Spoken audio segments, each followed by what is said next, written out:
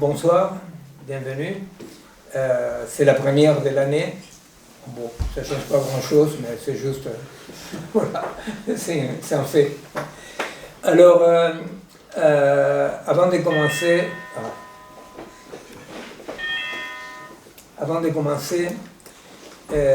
vous savez que le collectif Malgré tout, depuis sa naissance, il était toujours très engagé avec la solidarité avec les sans-papiers, avec les migrants. En fait, le collectif il est né au sein de ce qu'on appelait les non-vox, hein, qui étaient les sans. Pas les sans avec un auréole et les sans rien, non? Sans toit, sans papier, etc. Et au fait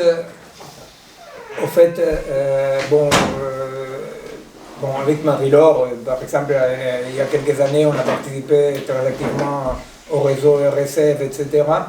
Et vous savez, si vous êtes abonné à la page du collectif, vous savez que pendant les 2 dernières années, à travers Théo et d'autres personnes, on a beaucoup participé avec les jeunes non accompagnés, hein, les mineurs non accompagnés, qui est né d'une façon très intéressante parce qu'il est né vraiment de la façon dont nous on dit que nous pensons l'agir politique. Il est né par affinité élective et amitié, c'est-à-dire que Théo passait par un square et il voyait, non, les habitants du quartier. Les habitants, il voyait là des jeunes qui dormaient dans les squares, etc. Et en entrant en contact, ils sont faits. Alors bon, oui, ça... si tu peux raconter un peu parce que bon, d'où vient le collectif, ce qui s'est passé avec l'assassinat. Oui, c'est ça que je voulais dire, parce que bon, ça fait 2 ans que ça existe ce collectif, ça s'appelle le collectif des jeunes du parc de Belleville, c'est un collectif de mineurs isolés, et les habitants du quartier, militants, quiconque veut peuvent être des alliés, des soutiens, etc. Et ça fait 2 ans qu'ils luttent pour leurs droits, c'est des jeunes qui viennent de Guinée, Côte d'Ivoire, Mali, Sénégal, Congo, et ils dormaient jusqu'à ils dorment toujours, mais on a obtenu plusieurs victoires dans les rues de Paris, parce que pendant les mois où ils sont en recours pour se faire reconnaître en tant que mineurs, c'est 8, 9 mois, 10 mois, ils n'ont aucun droit. Ils ne vont pas à l'école, ils n'ont pas d'accès à la santé, ils dorment dans les tentes à Pont-Marie, à la Villette, etc. Donc ça fait 2 ans.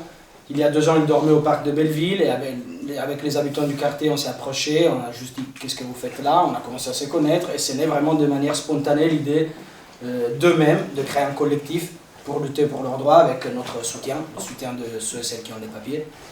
Et bon, vous saviez peut-être, on a fait plusieurs occupations de lieux appartenant à la mairie pour réclamer leurs droits et pour avoir une négociation avec la mairie. Il y a eu la maison des métallos, il y a eu la Gaîté Lyrique l'année dernière, qui malheureusement a été expulsée par l'État avec la complicité de la mairie. Donc plus de 450 jeunes ont été remis à la rue, et il y a eu 25 au QTF, voilà, bon, la répression dure et pure. Mais ça continue, grâce aussi au soutien des sous d'éducation, il y a des centaines de jeunes qui sont maintenant scolarisés, et plusieurs jeunes qui dorment dans les gymnases qu'on a obligés à faire ouvrir à la ville de Paris en occupant les endroits comme des théâtres et des centres culturels. Ça, c'est juste l'histoire du collectif. Vous pouvez, parfois, dans le collectif, malgré tout, on met des infos concernant les rendez-vous militants avec les jeunes du parc. Mais là, juste récemment, ça a à voir, mais ce n'est pas exactement au collectif que ça s'est passé. Un jeune travailleur sans papier qui vit dans un des foyers des travailleurs qui existent à Paris, c'est le foyer des Mûriers, dans le 20e arrondissement. Le 14 janvier, il fumait sa cigarette avec un café au bar en bas du foyer, parce qu'on ne peut pas fumer au foyer, c'était 22h30, il prenait sa cigarette avant de dormir. Des flics sont arrivés l'interpeller, il y a plusieurs témoins, une vidéo, ils ont commencé à le tabasser. On entend l'homme crier qu'il n'arrive pas à respirer, qu'il a des problèmes. Bon, c'est une histoire déjà connue dans plusieurs pays, aux États-Unis en particulier. Il a été ramené au commissariat du 20e, qui est très proche, et il est mort d'arrêt cardiaque. Et voilà, c'est un de plus, c'est pas nouveau. Mais dans cette période, la répression est très très très forte, à niveau global, mais en France aussi.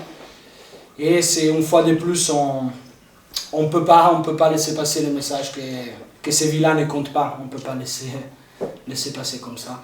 Et donc on essaie de s'organiser en tant que quartier, en tant que militant. Et dimanche, si vous voulez, qui peut, il y a une manifestation qui ira du foyer des Mûriers. Est-ce que quelqu'un peut... Du foyer des Mûriers jusqu'au commissariat du 20e où il a été tué et la Sendiara. Donc toutes ceux et celles qui veulent venir dimanche à 14h face au foyer des Mûriers au 20e arrondissement. Voilà. Voilà, ben, tu peux aussi faire circuler. Oui, je mettrai sur... Je ne sais pas si vous êtes tous... C'est sur le site. J'avais mis sur les sites la dernière rassemblement, mais pas celui-ci. Non, c'était la manif dernière que sur le site. Je ne sais pas si vous avez tous, si vous êtes inscrits sur le site pour recevoir les invitations, les communications. Voilà, si vous pouvez vous inscrire, ça. Si vous pouvez vous inscrire, il y a des chaises là.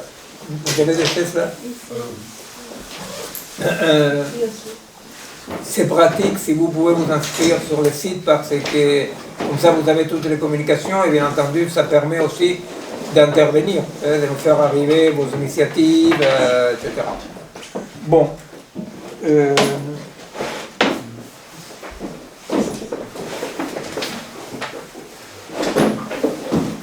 Voilà, si vous supportez d'être 1h30 séparés, ça va être dur. Et, bon, alors, voilà cette convocation. Aujourd'hui, on va faire une petite parenthèse. On va continuer avec effectivement la théorie de la situation, agir, comprendre, penser, agir dans la complexité, théorie de la situation. Mais on va on va commencer par présenter ce qui est une situation active, concrète, actuelle. Parce que, vous savez pas, que les collectifs, il n'y a pas une carte d'appartenance au collectif, c'est-à-dire le collectif est plutôt une initiative large comme ça, que de temps en temps travaille avec des gens, avec des groupes, se développe, après disparaît un peu, après la Mano Negra, pas la Mano Negra, les groupes, c'est la Mano Negra espagnole, non? Vous savez, la Mano Negra récupérait... la Mano Negra, c'était la façon de signer des anarchistes libertaires en Espagne, non? Et alors n'importe qui signait la Mano Negra. En reprenant une vieille et très très belle tradition, qui est la tradition des cyniques, mais non pas les cyniques comme aujourd'hui on entend les cyniques, non? Les anciens cyniques grecs, non? Qui effectivement étaient ces groupes comme ça qui questionnaient la société, questionnaient les valeurs, etc. Et que aussi eux, il n'y avait pas un club, une carte pour être cynique, c'est-à-dire c'était une pratique.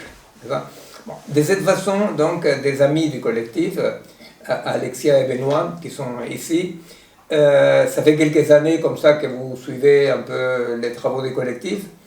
Et on était en contact, et Alexia et Benoît, tous les deux vivent et travaillent dans une ferme, non? Et ils viennent de sortir un bouquin, qui est un bouquin qu'on a présenté la semaine dernière, oui, il y a une semaine. Et malheureusement, personne n'a pensé, je n'ai pas pensé, vous non plus, pour montrer les livres, mais il y a, il va apparaître, pour les gens qui vont voir en différé, il va apparaître les livres. Et alors je voulais qu'on parle un tout petit peu pourquoi, en quoi, c'est-à-dire l'expérience que vous racontez dans le livre et qui est votre expérience concrète depuis 17 ans, non, que tu es à la ferme. Et en quoi nous trouvons que là c'est un exemple effectivement de situations concrètes, n'est-ce pas? Alors, je ne sais pas si tu veux brièvement on peut présenter la ferme pour qu'après on puisse continuer. Oui. Ça vous va? Oui, très bien. Alors, Benoît, Alexia... Je t'en prie, vas-y.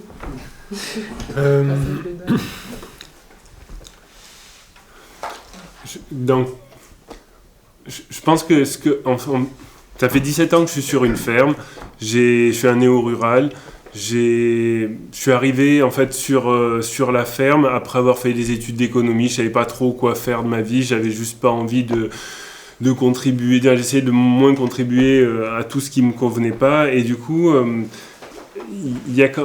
en étant sur une ferme, j'ai commencé à retaper des bâtiments. Et puis de suite, la question qui s'est posée, c'est qu'est-ce que je fais de toutes ces terres? Et du coup, c'était forcément de faire de l'agriculture. Mais faire de l'agriculture, les informations sur quelle agriculture on trouvait, c'est ce qu'on pouvait voir sur les reportages Arte, c'était de l'agriculture industrielle qui détruisait les sols, qui faisait plein de problèmes. Du coup, j'avais pas envie de faire ça. Et du coup, je me suis un petit peu renseigné sur qu'est-ce qu'il était possible de faire autrement en agriculture. Et là, je suis tombé principalement sur les travaux de Fukuoka, avec son ouvrage « La révolution d'un seul brin de paille », où finalement, là, on va avoir un exemple d'agriculture où... faut comprendre que depuis 10 000 ans, en Occident, à chaque fois qu'on fait pousser une culture de céréales, on appauvrit les sols. Et là, dans les années 70, il y a ce Japonais qui écrit ce bouquin, La révolution d'un seul brin de paille, où il montre de manière empirique, avec son expérience, que sur ces, je ne sais plus combien d'hectares qu'il a, à chaque fois qu'il fait une culture de riz, il va augmenter les rendements d'année en année en améliorant la qualité des sols et sans mettre d'intrants et sans mettre de produits chimiques. Donc là, on va avoir une véritable révolution agraire positive, rien à voir avec la révolution verte qui s'est passée ici. Et donc, j'ai eu envie de voir si c'était possible. Et moi, je me suis expérimenté en fait sur tout ce qui était principalement du maraîchage. Et donc, ce qu'on a pu constater à la ferme, c'est que en remettant en vie les sols, on pouvait avoir des niveaux de production équivalents à ce qui se fait en agriculture conventionnelle, sans intrants, sans fertilisation chimique, sans polluer les sols, en remettant du carbone dans les sols.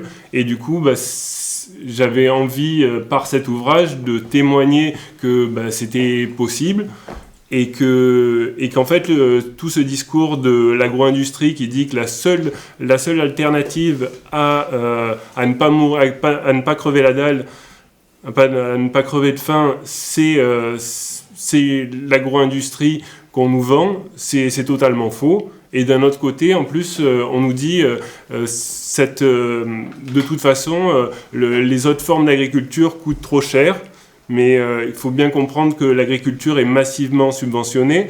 La plupart des exploitations, 80 à 90% des salaires, des revenus des exploitants vient directement des aides. Si vous enlevez les aides, la plupart des exploitations s'écrasent, sauf les petites fermes agroécologiques ou bio qui, elles, de toute façon, ne touchent quasiment pas de subventions.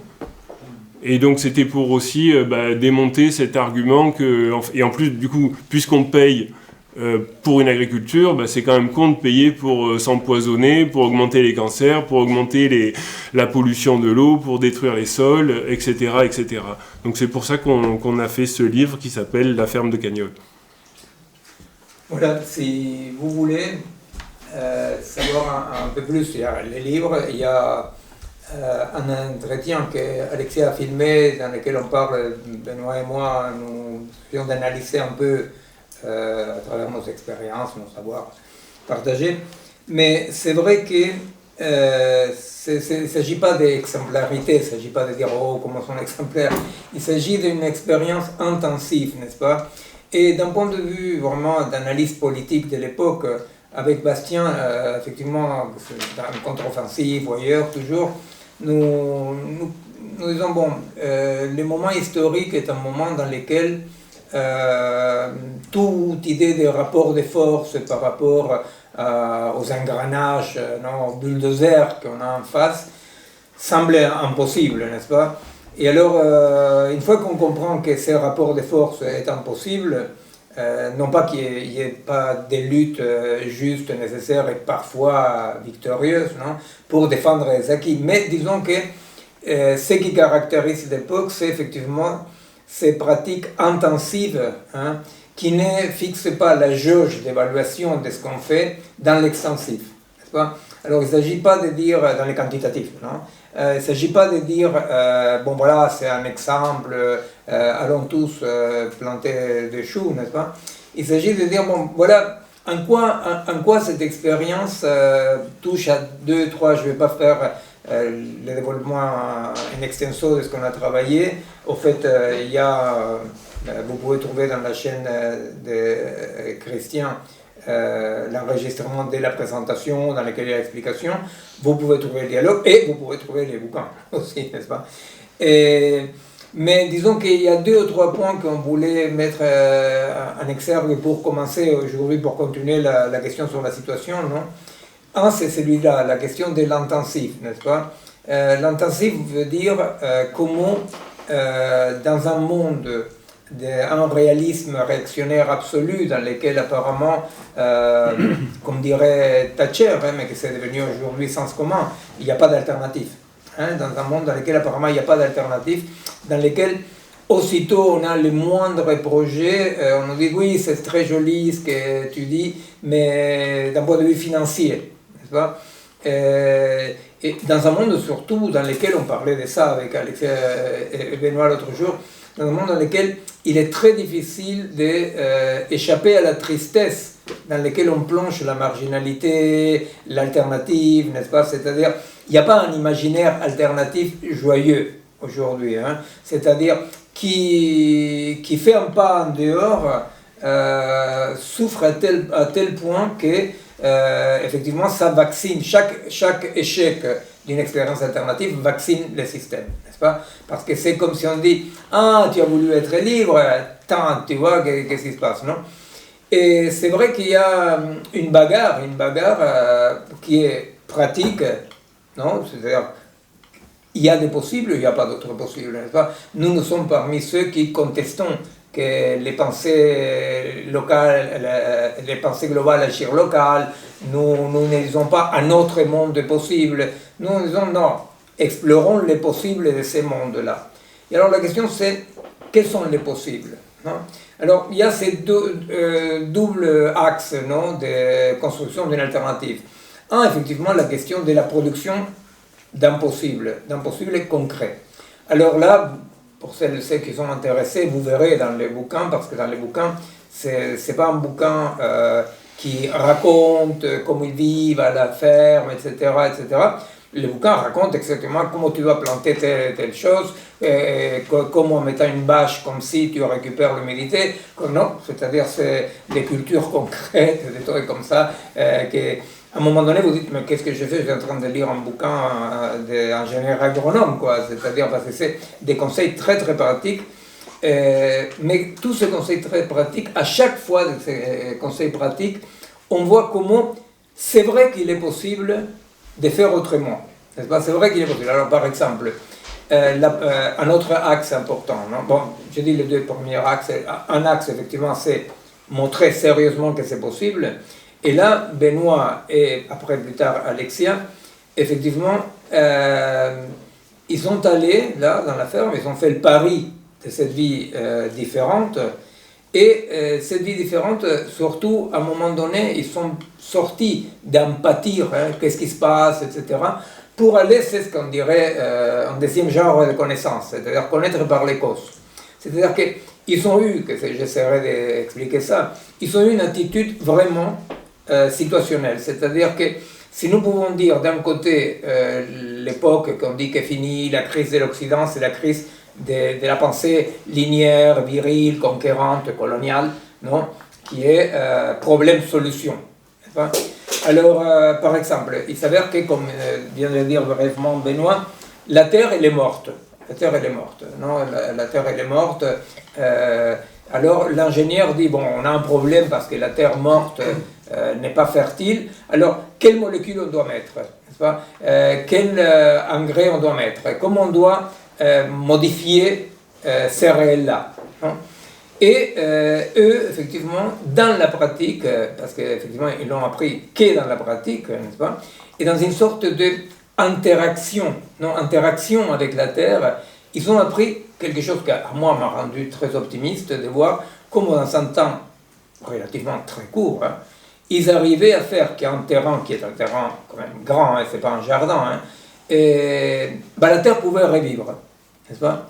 C'était étonnant, c'était étonnant. Alors moi, ça m'a fait penser d'un point de vue philosophique, effectivement, à ce qui explique Spinoza, ou quand Deleuze, quand explique Spinoza, vous savez, dans comment on apprend à nager. Vous savez, Spinoza va dire, quand on apprend à nager, il y a la mer, il y a toi, là il y a le régime de la séparation, n'est-ce pas? Et il va dire, apprendre à nager, ça signifie articuler. À chaque fois que je dis articuler, ça sonne. Articuler, agencer des points de singularité de ton corps, non, pas tout le corps, des points de ton corps, avec des points de singularité de ce que nous percevons comme la mer, c'est ça qu'on appelle l'eau. Non? Et alors, de cette interaction émerge une dimension de réalité autre, que ce n'est plus ni toi, ni la terre, ni toi ou la mer, n'est-ce pas? C'est-à-dire, c'est un niveau d'agencement, d'un nouveau niveau de réalité, dans lequel il n'y a pas un sujet et un objet, vous comprenez?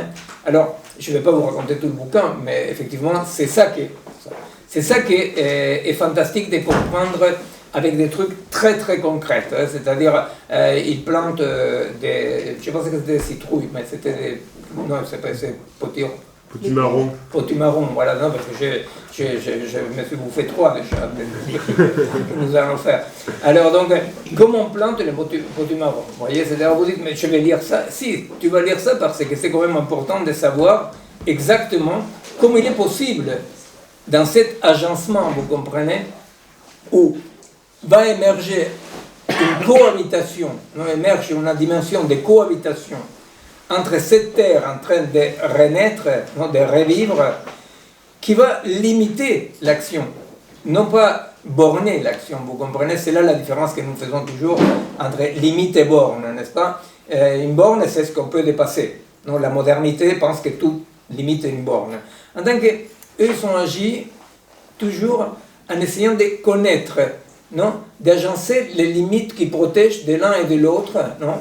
Et bon, de ce point de vue-là, effectivement, un point situationnel fondamental, c'était ce dépassement de la séparation, vous voyez, c'est-à-dire, ils ne sont pas restés dans les pâtir, effectivement, mais ils ne sont pas restés non plus dans comment on pourrait résoudre ce problème, chose qu'ils font pas mal de gens qui sont dans l'agriculture bio, pourtant, non? C'est-à-dire qu'ils font des bio, mais dans une pensée en général, non? C'est-à-dire, j'ai un problème, comment je résous ce problème?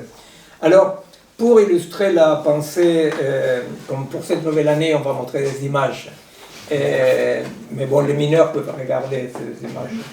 Alors, pour illustrer la pensée de la séparation, avec Bastien, on a une collection de photos. Quand tu mets, Bastien. Alors, là, c'est les néo-ruraux, vous voyez, ou n'importe qui de nous qui dit... Oh, c'est parce que Bastien ne m'aide pas. N'importe qui a un projet, n'est-ce pas? Bon, j'aimerais bien nager. Pas? Je prends nager parce que vous, peut-être pas mal de vous connaissez que c'est l'exemple que donne Spinoza, que Deleuze va reprendre, n'est-ce pas, de nager. Alors ça, c'est quelqu'un qui dit, moi, ça serait bien de nager. Alors, il arrive... un théoricien, il dit, bon, écoute, pour nager, il faut faire ces gestes-là. Alors, habillé sur la terre, il commence à faire des gestes, non, parce qu'il veut nager, non. Et il y a un ingénieur qui dit, là, ce qu'il est en train de faire, n'est pas tout à fait complet. Alors, l'ingénieur va imaginer une façon meilleure de dominer la nage. Vous voyez, il dit, bon, c'est quoi nager? Vous comprenez, c'est ça, le régime de la séparation, c'est exactement ça, vous comprenez? C'est-à-dire, je vais extraire, pour celles qui se rappellent, hein, quand on disait que la chaîne symbolique, ce qu'on disait, la théorie, hein, je ne sais pas si vous vous rappelez ou pas, mais la dernière séance du séminaire, j'expliquais la question de la séparation théorie-pratique avec l'exemple de la musique. Hein. Je disais que, voilà, il y a dans la montagne, il y a des plantes très dures et souffle beaucoup le vent. Alors le vent soufflant entre ces plantes très dures, cette végétation fait comme ça, non? Il arrive l'Indien et il fait quelques trous dans une canne et il fait un peu plus. Il arrive un mec de Buenos Aires et il écrit un partoche, non? Et très peu de temps après, quand les gens veulent apprendre la musique, ils croient que la musique c'est la partoche, non? Voilà, les régimes de la séparation. Voilà. Alors là, les mecs ils commencent à faire la partoche, vous voyez, c'est-à-dire on sépare les mouvements essentiels.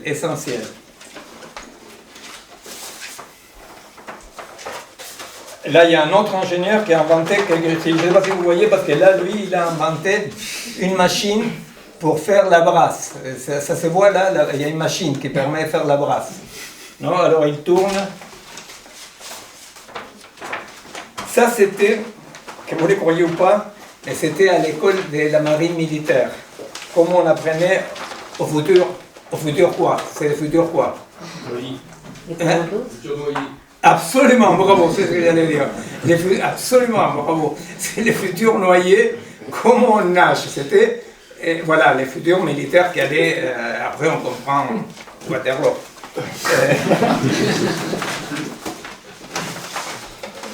Bon, voilà, d'autres pensées de l'ingénieur. Voilà. Il dit, bon, voilà, non, mais il faut quand même être un appesanteur. Regarde. Et finalement, disons une demi-heure avant de se noyer, il rentre en contact avec l'eau. Bon, alors, c'est tout, non? Oui.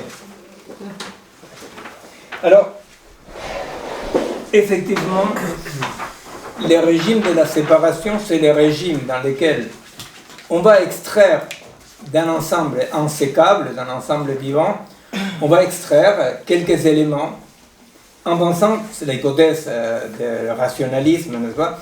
L'hypothèse de que le réel est numérique et le numérique est réel.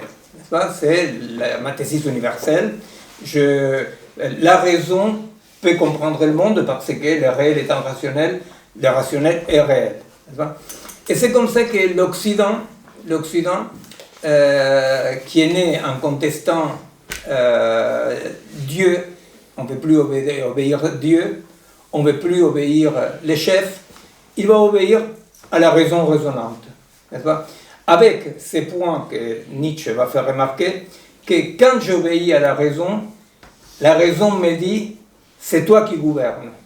Non? C'est-à-dire que Dieu ne vous dit ça parce que, bon, pour des problèmes de communication apparemment, les maîtres, ils ne vous disent pas ça non plus, ils ne vous disent pas c'est toi qui gouvernes, n'est-ce pas? Mais la raison, effectivement, comme le fait remarquer Nietzsche, est le seul maître très tyrannique qui nous fait croire que c'est nous qui gouvernons. Hein? Le libre arbitre, être adulte, ça signifie se guider par la raison, ou les projets de la paix universelle de Kant, n'est-ce pas? On est à la veille, écrit Kant, d'un monde qui sera guidé par la seule raison. Hein? Alors, effectivement, cette raison-là est la raison qu'à un certain moment fait paravent avec les contenus de ce qu'on appelle les champs biologiques, de la vie, du vivant. Bon, dans l'exemple de la montagne et la partition en haut, n'est-ce pas? C'est cette discontinuité dans laquelle il ne s'agit pas de dire la partition ne sert à rien, les mathématiques ne servent à rien.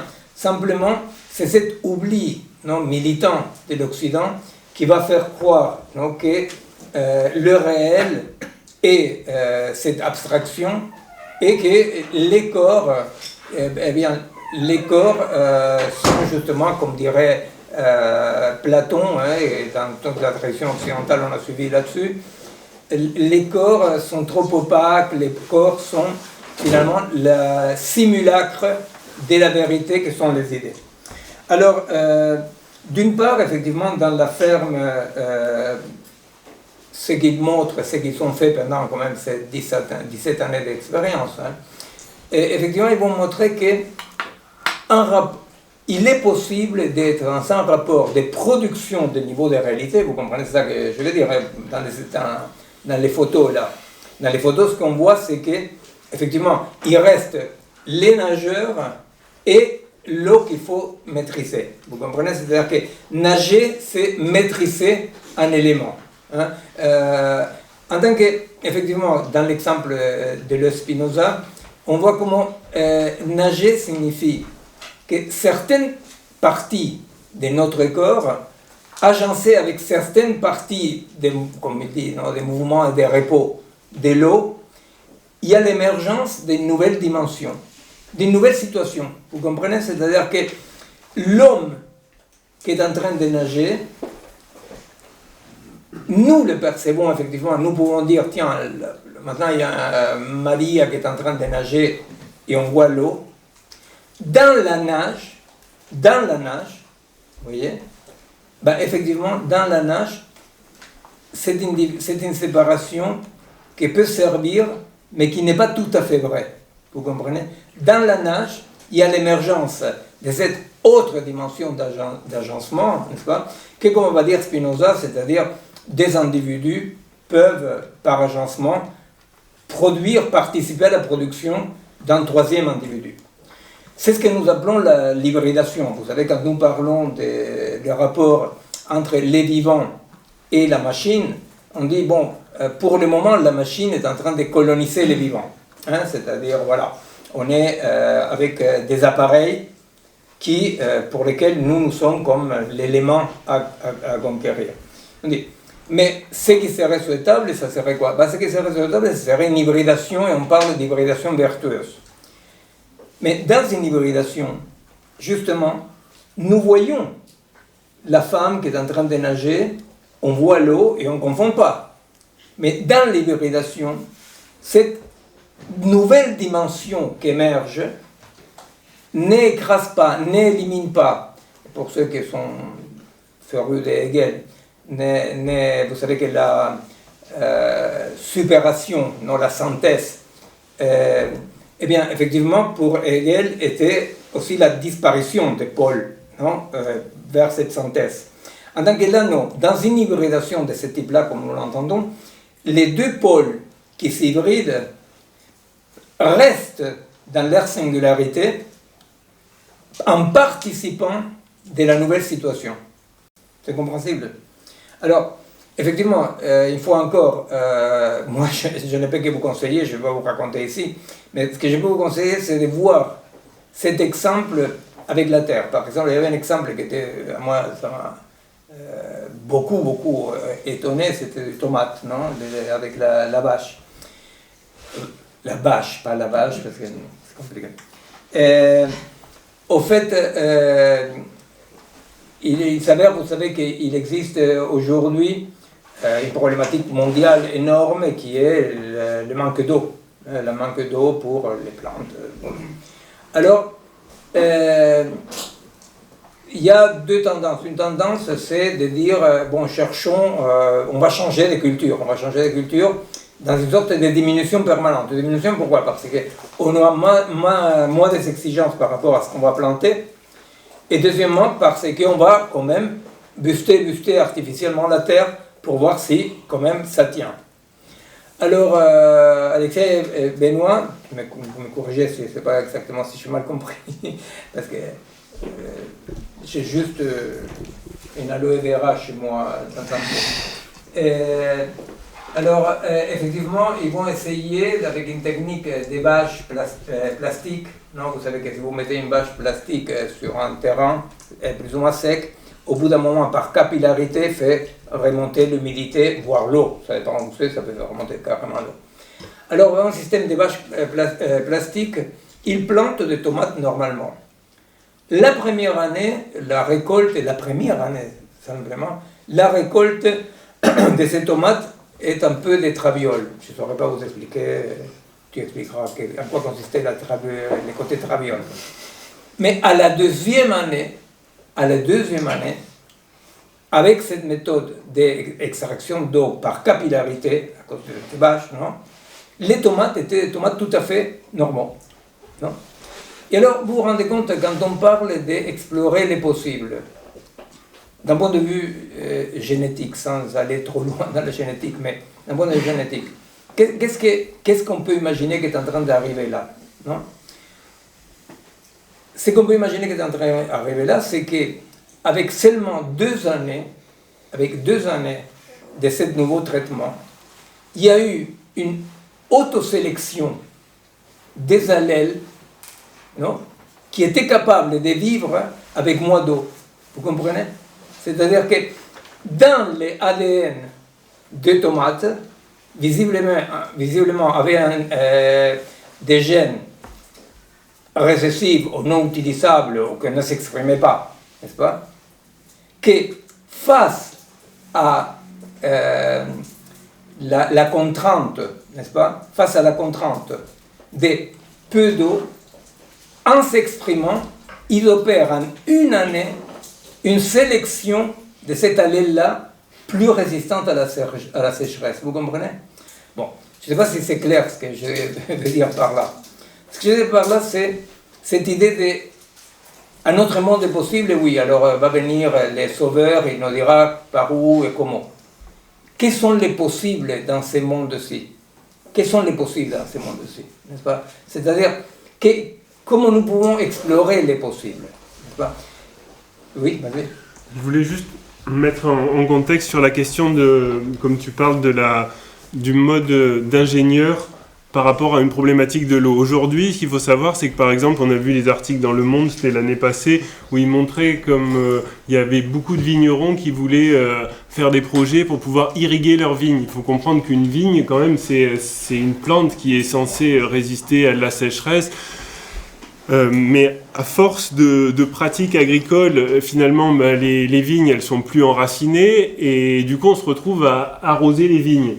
Et là, ce qu'on a voulu montrer, c'est qu'avec des pratiques où on peut, en fait, les plantes, elles peuvent aller chercher, on peut les faire développer un système racinaire en profondeur, on peut avoir des pratiques qui font que l'eau, elle peut se stocker dans les sols, parce qu'en fait, quand on regarde, par exemple, c'était marrant de voir aussi les aides France-Agrimer par rapport à la sécheresse, et on voit que toutes les aides, c'est pour construire des bassines, stocker de l'eau, mettre des systèmes d'ombrières, en fait, que des dispositifs qui ont l'avantage, d'un certain côté, en tous les cas, je pense que c'est pour ça qu'elles sont subventionnées, de participer à la croissance du PIB.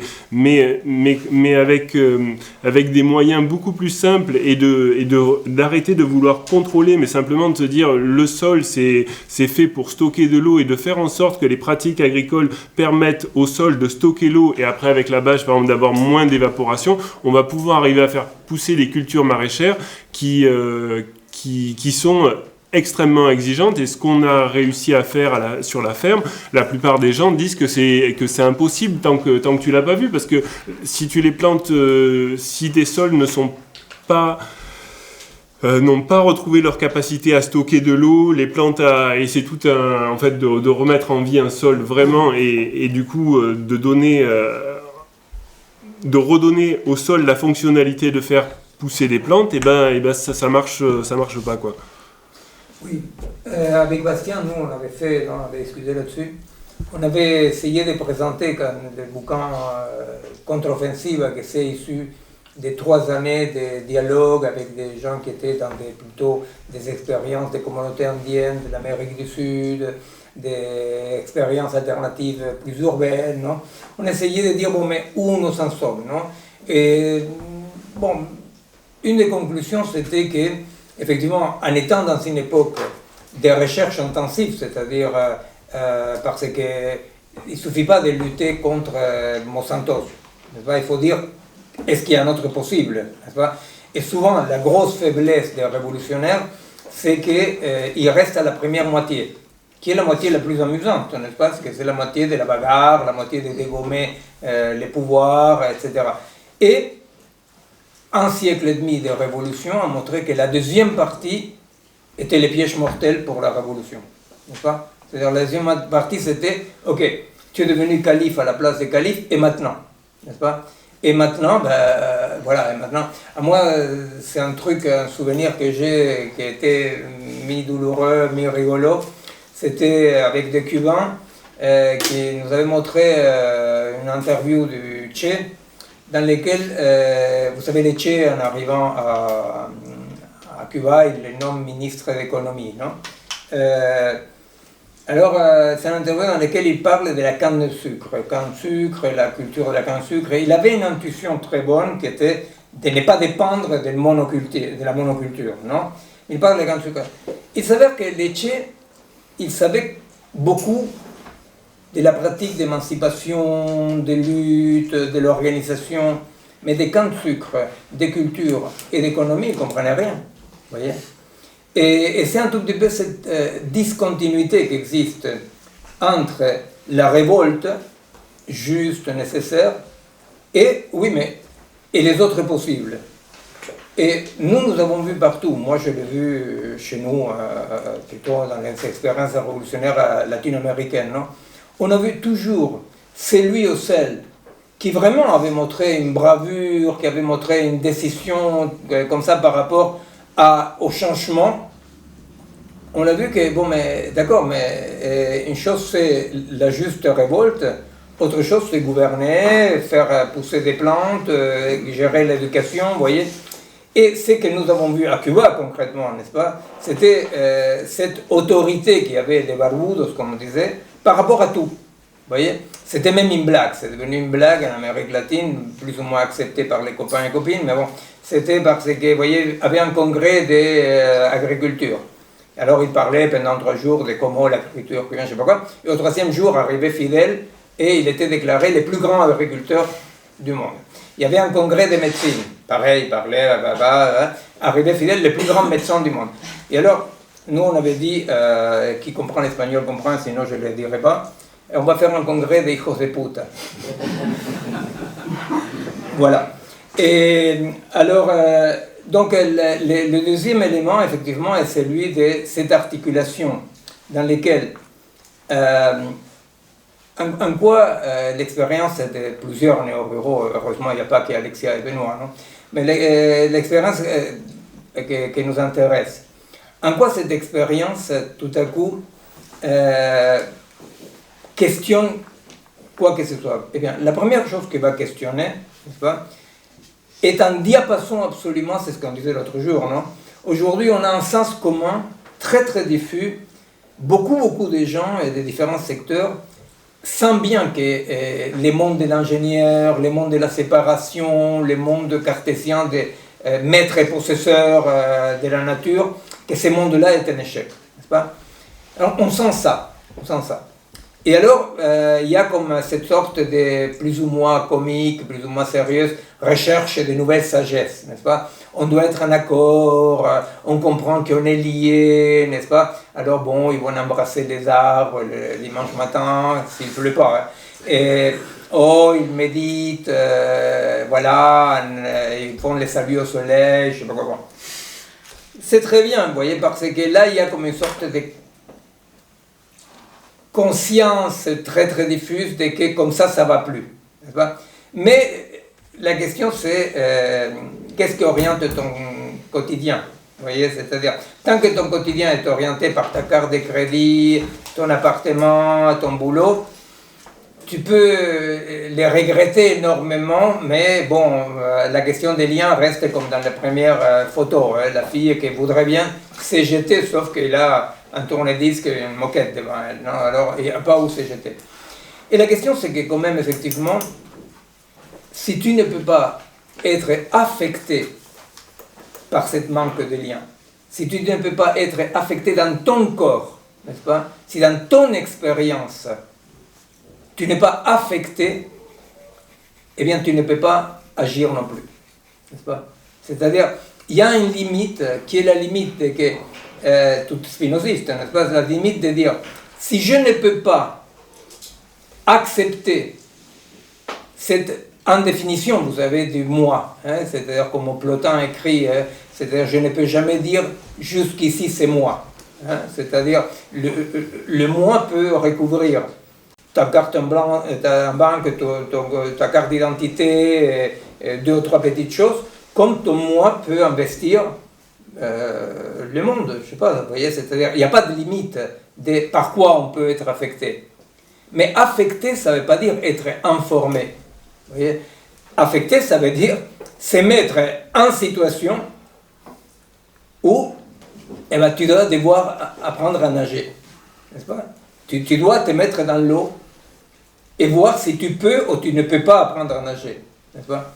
Alors, moi, je pense qu'effectivement, dans cette recherche actuelle des sagesses qui donne à manger à beaucoup de petits gourous, je ne sais pas quoi, moi, je pense sincèrement qu'il y a quand même une expérience, il y a des expériences de sagesse concrètes et pratiques, parce que la sagesse ne veut dire pas autre chose que déplacer la tyrannie de l'anthropocentrisme, n'est-ce pas? Vraiment, n'est pas penser depuis l'être humain, mais être capable de participer à une pensée qui pense la situation, n'est-ce pas? C'est la situation qui pense. La situation donne tout matériel. Effectivement, le cerveau humain, sans cerveau humain, il n'y a pas de pensée articulée, symbolique, logique, etc. Mais la question, c'est depuis où tu penses, non?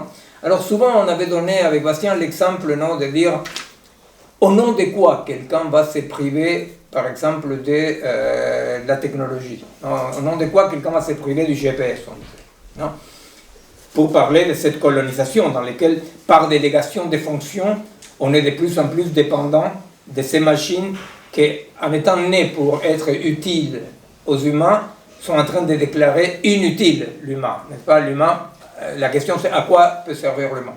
Eh bien, alors on disait, mais où sont les lignes de résistance?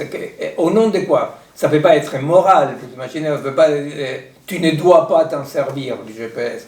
Ça ne peut pas être, il vaut mieux pas que ce soit narcissique, de dire « Ah, moi j'arrive », n'est-ce pas? Ça fout si tu arrives, n'est-ce pas? Et ça ne peut pas être aristocratique non plus, de dire « Les cons font ça », n'est-ce pas? Bon. Alors, nous on donnait l'exemple, non? On disait, je donnais un exemple autobiographique, non?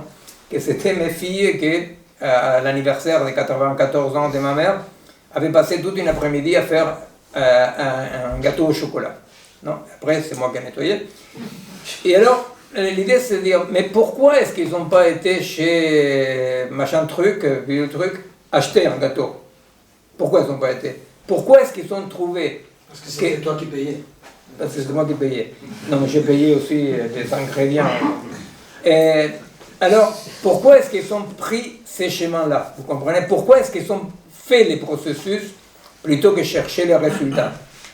Et alors on dit, la différence est, quelle est la géométrie qui recouvre les moi en cette situation-là, vous comprenez? Quand tu demandes à quelqu'un pourquoi tu vas te priver du GPS, vous êtes en train de vous adresser à l'individu individué en tant que tel, qui cherche à être efficace et pas s'emmerder la vie. Non? Quand vous dites à quelqu'un, mais pourquoi tu as fait ces parcours-là, ou cet effort-là? Eh bien, cet effort-là, pour qu'il ne soit ni moral, ni narcissique, ni je sais pas quoi, eh bien, c'est parce que je ne l'ai pas fait en tant qu'individu. Vous comprenez? C'est un exemple un peu bête, mais c'est l'exemple un tout petit peu de cette géométrie variable. Vous comprenez? Comment ce n'est pas vrai, comme on pense. Je dis ça parce qu'on est tellement intoxiqué de la production de nous en tant qu'individus, n'est-ce pas? Que souvent il nous semble incroyable de pouvoir avoir un autre point de vue. Mais les points de vue, on le parle ici comme Leibniz ou Spinoza le parle, le point de vue est toujours matériel, objectif. Vous savez, c'est l'inversion que va faire Spinoza, qui va dire, le point de vue ne dépend pas d'un sujet, le point de vue ne dépend pas de moi. Les sujets dépendent et sont produits par les points de vue dans lesquels ils existent. Vous comprenez? C'est-à-dire que c'est très difficile. Vous savez, c'est un tout petit peu ce qu'on avait écrit à plusieurs reprises, quand on dit il ne s'agit pas de libérer l'individu du pouvoir, mais de nous libérer du pouvoir de l'individu. Hein? L'individu comme le représentant du pouvoir. À chaque fois que je m'expérimente comme individu, le pouvoir est là. N'est-ce pas? Et alors, mais comment enjamber? C'est pour ça que je donne un exemple tout à fait banal et bête, de dire, mais la vérité, enjamber ces points de séparation dans lesquels je peux agir depuis un autre point de vue, c'est toujours une pratique. Vous voyez? Ce n'est jamais une décision. Ce n'est pas que je décide de changer les points de vue. Je dois me mettre en situation, en condition de voir comment je peux exister dans un autre point de vue. Vous comprenez? Comment quelque chose de moi, quelque chose qui compose la singularité qui me définit, comment dans cette situation-là je peux découvrir ou pas découvrir de quoi j'étais capable, de quoi je n'étais pas capable. Vous voyez, c'est toujours une épreuve. C'est toujours une épreuve. C'est pour ça que ce n'est pas le libre arbitre. La liberté, c'est toujours ce qu'on va découvrir dans l'après-coup. Parfois, horrifié, on dit « Ah ben, je ne savais pas que j'étais capable de faire ça ». Et parfois, effectivement, très content de dire « Ah ben merde, là, j'étais libre ». Mais les « j'étais libre », ce n'est jamais le fruit d'une décision consciente, occidentale, libre arbitre, etc. C'est justement cette possibilité en assumant une situation qui nous fonde, n'est-ce pas? En assumant une situation par laquelle nous sommes affectés, eh bien, on peut ou pas agir dans un sens ou dans un autre sens, vous comprenez? Alors, à moi, c'est pour ça que, voilà, je vous parlais de cet exemple, non? Mais un autre élément, parmi d'autres éléments un élément qui n'est pas mineur pour nous, et une fois encore la question du rapport de force. La question des rapports de force et de l'intensif. Hein. Alors, quand on dit, bon, il y a une minorité infime des néo-ruraux, des pédagogues, des toubibs, des je sais rien, vous voyez, qui vivent autrement. Vous voyez, c'est-à-dire qu'ils mettent leur corps dans d'autres agencements. Et ils voient qu'est-ce qui se passe. Bon. Alors, c'est une quantité infime. Mais là où le rapport entre l'intensif et l'extensif se joue est dans un point absolument non décidable. C'est-à-dire, nous ne pouvons pas décider que tout à coup est arrivé le jour du rapport de force. Voyez? Parce que les rapports tels comme nous les comprenons, depuis une position décoloniale, contre-pouvoir, grosso modo, qui est la nôtre, n'est-ce pas? Eh bien, nous comprenons le rapport entre l'intensif et l'extensif. Vous voyez, c'est-à-dire, vous imaginez bien qu'en Amérique du Sud, la demande qu'ils nous font toujours aux gens plus ou moins des coloniaux, des contre-pouvoirs, la demande c'est toujours, oui d'accord, mais tes expériences intensives, qu'est-ce qu'ils font avec les fonds monétaires internationaux? Qu'est-ce qu'ils font avec l'armée américaine? Vous comprenez? C'est-à-dire la demande est toujours une demande qui dit, mais il y a l'extensif dominant. Il y a l'extensif dominant. Alors, quel est le rapport? Comment tu articules à un moment donné ton minuscule rapport intensif, agencement intensif, dans le rapport de force avec l'agencement extensif? Vous comprenez? C'est une question tout à fait légitime, hein, qu'on se pose tous. On dit il y a une destruction massive du monde, il y a des génocides, il y a des horreurs. Alors on se dit qu'est-ce qui peut arrêter ça? Et alors, comment depuis une position de contre-pouvoir nous pouvons répondre? Et c'est là où on discutait avec Alexei et Benoît là-dessus en disant c'est vrai qu'il y a quelque chose d'indécidable et justement non maîtrisable, non? Parce que à chaque fois que nous pensons, mais comment on fait pour arrêter ça? Malheureusement, et avec la meilleure volonté du monde, on retombe dans la pensée coloniale, vous comprenez? On retombe dans la pensée virile, conquérante, de dire, il y a un problème, solution, n'est-ce pas? C'est-à-dire qu'on écrase toutes les variables situationnelles, non? Et à nouveau, on va mettre au cœur de la situation les vecteurs humains qui décident. Vous voyez, avec sa conscience, avec son savoir, il décide. Hein? Et c'est là où, vous le pouvez savoir historiquement, moi je le sais par expérience des vieux, c'est là où effectivement, c'est que Trotsky appelait la révolution trahie, c'est le cas de toute la révolution. N'est-ce pas? Comme il dit Deleuze dans l'abécédaire, il va dire toute révolution est trahie. Mais pourquoi toute révolution est trahie? Il y a des traîtres, on n'a pas bien utilisé la méthode, vous voyez, c'est-à-dire, il y a quelque chose effectivement qui fait que dans les modes d'émancipation occidentale, c'est un mode d'émancipation colonial, vous voyez, c'est-à-dire quand Badiou, par exemple, dit la politique est sous condition de la conscience, je vous vois sourire, et il dit la révolution c'est sous condition de la conscience, n'est-ce pas, et qu'il faut un parti, qu'il faut une organisation, etc., eh bien, avec la meilleure volonté du monde, ce qui est en train de reproduire, c'est exactement ce que nous, depuis le mouvement décolonial, on dénonce comme le colonialisme, vous voyez, qui est remettre l'homme conquérant, viril, qui, avec son idée, voilà, non, il montre comment se fait la révolution. J'imagine que personne, de par la moyenne d'âge ici, mes amis chrétiens, a lu Lénine, beaucoup Lénine. Mais nous, effectivement, entre deux attaques à des garnisons, on lisait Lénine pour justifier la prochaine attaque, n'est-ce pas? Et c'est quoi quand vous lisez Lénine? Mis à part un ou deux bouquins, Lénine c'est ça, c'est comment on agit, hein, que faire, comment faire, quand est-ce qu'il faut écraser tel allié, quand il faut écraser l'autre allié, n'est-ce pas? C'est-à-dire tout un truc comme ça de comment on doit faire, n'est-ce pas? C'est là où j'ai fait l'assimilation avec la méthode. Mais pour nous, c'est pas parce que le mouvement décolonial n'a pas compris quelque chose, c'est plutôt parce qu'on a fini par comprendre quelque chose. On a fini par comprendre qu'effectivement, ces modes d'émancipation étaient tout à fait piégés par les structures occidentales coloniales qui va remettre à la place de l'homme méchant l'homme gentil. Et ce dont il s'agit, c'est pas d'homme dans le sens générique, pas d'être humain, vous voyez, pas d'anthropocentrisme.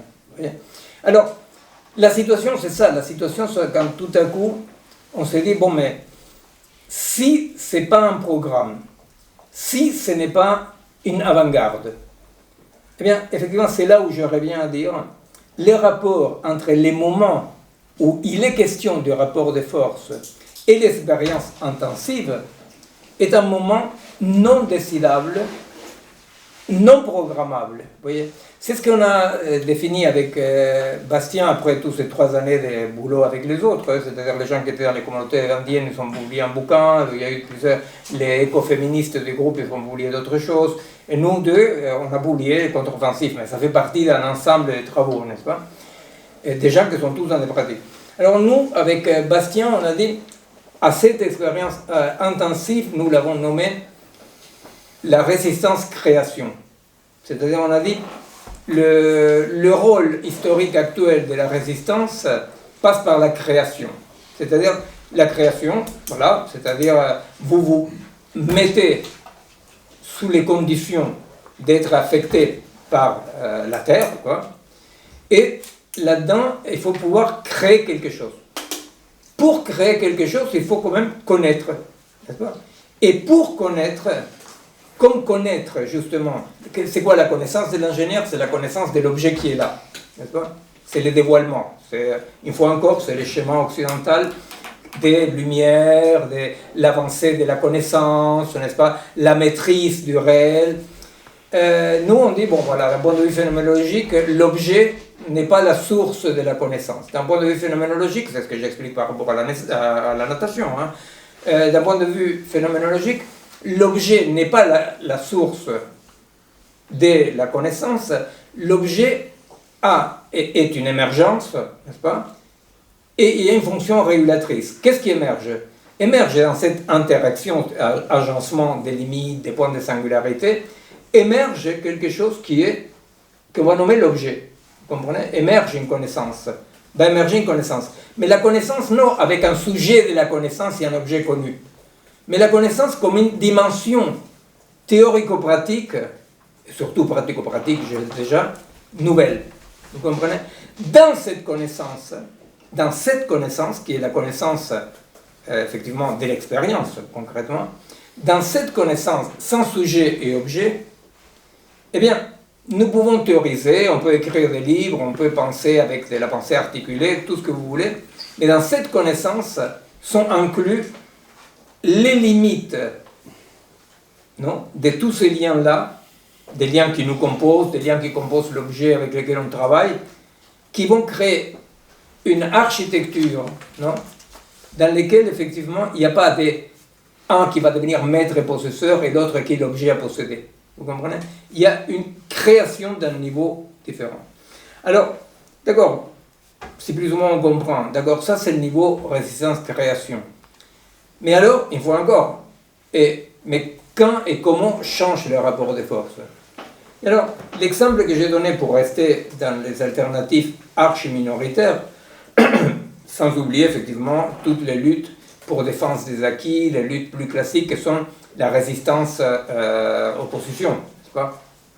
Alors, effectivement, on dit, nous pouvons, pour rester en France, c'est-à-dire en Amérique latine, il y a beaucoup d'autres exemples comme ça, mais si on reste en France, il y a 40 ans en France, il y avait quelques babacools, quelques hippies mal réveillés qui mettaient des panneaux solaires ou des petites éoliennes chez eux, n'est-ce pas? Ça restait, ça frôlait le ridicule et souvent c'était au prix d'une grande souffrance, etc. 40 ans plus tard, pour la première fois, la Chine et l'Inde, principaux pollueurs à côté des États-Unis, la Chine et l'Inde, champions de la réduction des émissions de CO2. Pourquoi? Parce qu'effectivement, il y a quelque chose que, de ces expériences intensives, étudiées, comprises, etc., qui, articulées et récupérées par le monde du pouvoir, les permet de penser que face au mur qui se heurte notre société, notre monde, eh bien du coup, vont récupérer ça. Vous comprenez? C'est-à-dire, il y a une récupération, la récupération effectivement implique salir aussi ce qu'on est en train de récupérer, mais pour nous, les rapports de force s'échangent dans ce type de forçage où, petit à petit, vont rentrer des expériences intensives qui montrent des possibles qui, en étant récupérés, perdent leur âme, mais en tant que machine de guerre, participent du changement. Vous comprenez? Pensez à tous les vrais changements qu'il y a eu dans les conditions des femmes, dans les conditions des minorités sexuelles. Systématiquement, on voit que des mouvements intensifs qui ne se posent pas comme premier objectif, d'abord je prends le pouvoir, après je change, mais qui disent on change là et on expérimente les changements, il y a un moment de bascule dans lequel la récupération, vous voyez, la récupération dans tous les sens que vous voulez, la récupération fait que cette nouveauté qui permet, dans un cas, l'émancipation de la moitié de l'humanité, au moins comme projet et en partie grande comme pratique, n'est-ce pas,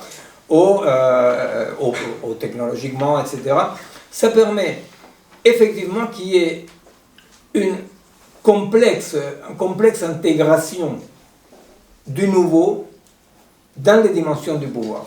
Vous comprenez? C'est un tout petit peu, je ne sais pas, j'imagine que pas mal parmi vous connaissez ce type de positions, que sont les positions décoloniales ou de contre-pouvoir, qui sont les positions dans lesquelles l'idée, ce n'est jamais de devenir maître à la place de maître. C'est une idée dans laquelle ce que le maître possède, nous ne le désirons pas. Surtout pas sa soi-disant maîtrise, n'est-ce pas? Ce que nous voulons, c'est lutter concrètement pour la justice, pour la vie, pour toutes les causes pour lesquelles on veut lutter, n'est-ce pas? Mais que la dynamique que nous voyons là-dedans, c'est cette dynamique dans laquelle, eh bien, ce qui fut pendant longtemps intensif, archi-minoritaire, à un moment donné, de par l'aporie, par l'impossibilité pour les systèmes de continuer comme avant, rentre dans les fissures comme un changement. Vous voyez? Alors, pour nous, effectivement, c'est un tout petit peu ces points-là, à la fois, je ne sais pas si quelqu'un a des questions par rapport à ça, parce que je voulais passer à un autre petit point, un peu apparemment secondaire, mais pas... ça va. Non, ce qu'on discutait aussi par rapport à cette position minoritaire, vous savez qu'il faut encore Deleuze, quand Deleuze va dire la minorité c'est tout le monde. Hein, il écrit la minorité, c'est tout le monde. Et la majorité, la majorité c'est personne. C'est pas la majorité, c'est personne. C'est ça l'impuissance des pouvoirs. Parce que les pouvoirs, pour rester au pouvoir, a besoin d'inventer et produire un être humain majoritaire. C'est quoi l'être humain majoritaire? L'être humain s'est réalisé absolument discipliné, hein, et qui a comme objectif être majoritaire. Hein, être majoritaire. Mais plus tu es majoritaire, plus tu es vif. Alors, effectivement, la majorité c'est personne, la minorité c'est tout le monde. Mais la minorité que nous présentons depuis un moment comme une des figures de la situation, eh bien la minorité c'est là où tu peux agir. Vous comprenez? C'est-à-dire que la réponse qui va donner le mouvement de contre-pouvoir ou de colonial, la réponse va dire, en rêvant du pouvoir, demain, tu te rends puissant aujourd'hui, n'est-ce pas? Et quand tu obtiens le pouvoir, c'est un réveil catastrophique, n'est-ce pas? La question c'est où tu es puissant, où tu peux agir, n'est-ce pas? Or, tu ne peux pas agir en tant qu'individu, puisque l'individu c'est effectivement la matérialisation du pouvoir, n'est-ce pas? Le seul agir possible, c'est dans lequel on se met dans des situations objectives, concrètes, on assume les situations dans lesquelles nous sommes, n'est-ce pas? Et on accepte cette récomposition des raisons de quoi? Des raisons de se réveiller le matin, hein, c'est-à-dire pourquoi je me réveille le matin, hein, pourquoi faire quelque chose.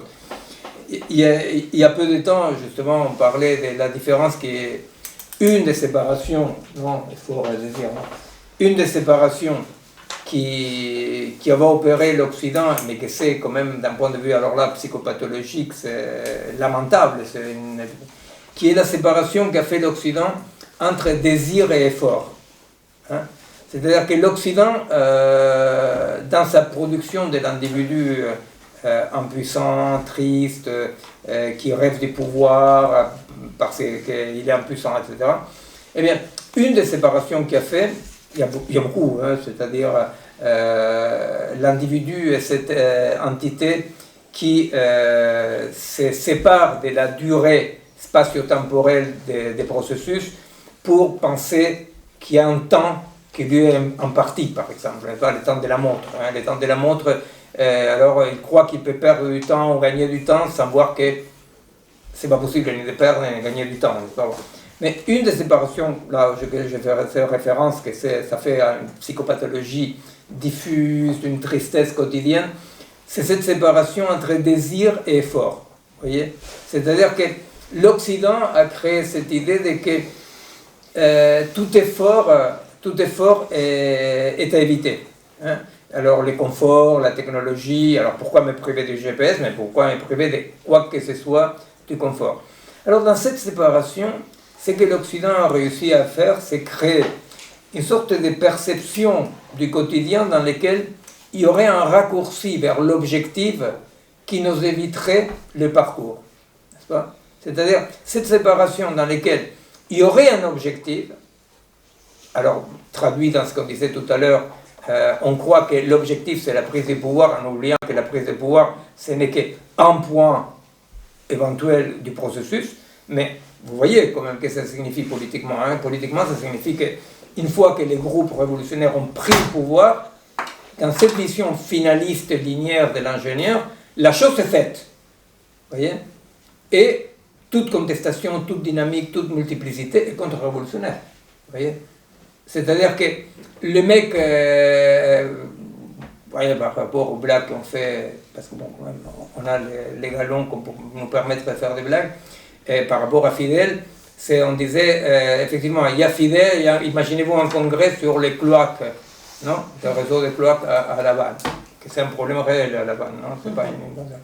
Et alors, il y a des ingénieurs, des gens qui connaissent sur les circulations des eaux usées, je ne sais pas quoi, qui sont ou des centres ou des droites ou carrément ce qu'on appelle des goussans. Il y a Fidel, mais Fidel est un révolutionnaire. Alors, révolution, raison, vérité. N'est-ce pas?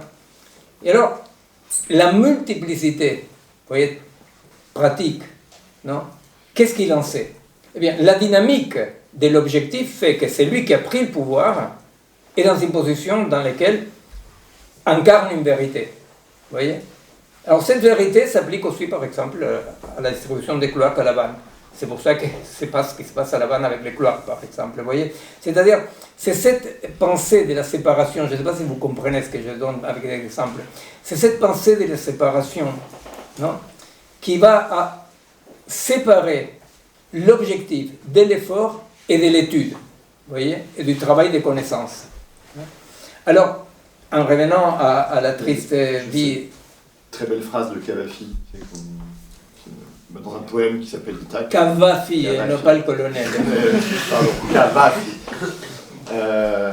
Qui parle exactement de dont on est en train de parler là, par rapport à la séparation entre objectif et chemin, et Cavafy, je crois, finit le poème en disant « Itac n'est pas dans Itac, Itac est sur le chemin d'Itac ». Voilà. Et ça, voilà, résume. Oui, non, mais ça, je pense qu'il est sur le site, non, les poèmes. Sur le site du collectif, on a mis les poèmes, parce que les poèmes d'Itac, c'est pour nous, dans un seul poème, toute la position philosophique, théorique et pratique de la subversion du contre-pouvoir, n'est-ce pas? Itac et les schémas. Hein? Mais vous voyez dans cette séparation de l'objectif par rapport au parcours, qui est une séparation, je vous assure en tant que clinicien depuis, je crois que j'ai fait le serment d'Hippocrate avec Hippocrate, vous voyez. Alors, au fait, dans cette longue pratique clinique, je vous assure que l'impossibilité de réarticuler le schéma avec les soi-disant objectifs est une source de souffrance totale. Parce que tout à coup, on pense, l'homme occidental va penser, tel est l'objectif. N'est-ce pas? Il va mesurer sa vie dans une sorte de topologisation du temps, vous voyez, dans laquelle je m'approche, je m'éloigne de l'objectif. Mais en permanence, on va juger notre quotidien dans un élément fondamental de l'Occident qui est l'incomplétude. L'incomplétude, le désir né du manque, l'incomplétude permanente, les Indiens sont des humains mais l'humanité est incomplète, etc., n'est-ce pas? Et alors, du coup, effectivement, nous on se dit, mais c'est quand même incroyable, non? C'est quand même incroyable qu'on a réussi à faire croire à des gens et à faire fonctionner à des gens, exister à des gens, plutôt fonctionner, non? Dans cette séparation dans laquelle on peut penser que le tout est un tout ascendant vers quelque chose. Vivre notre vie, vous comprenez, c'est ça l'expérience de ne pas être comme il faut. Vous comprenez? L'expérience de coloniser, c'est l'expérience de ne pas être comme il faut. Et dans les meilleurs des cas, pas encore être comme il faut. Vous voyez? Il y a tous les exclus, qu'il y a de plus en plus, les surnuméraires, n'est-ce pas? Et il y a ceux qui disent, je ne suis pas encore comme il faut.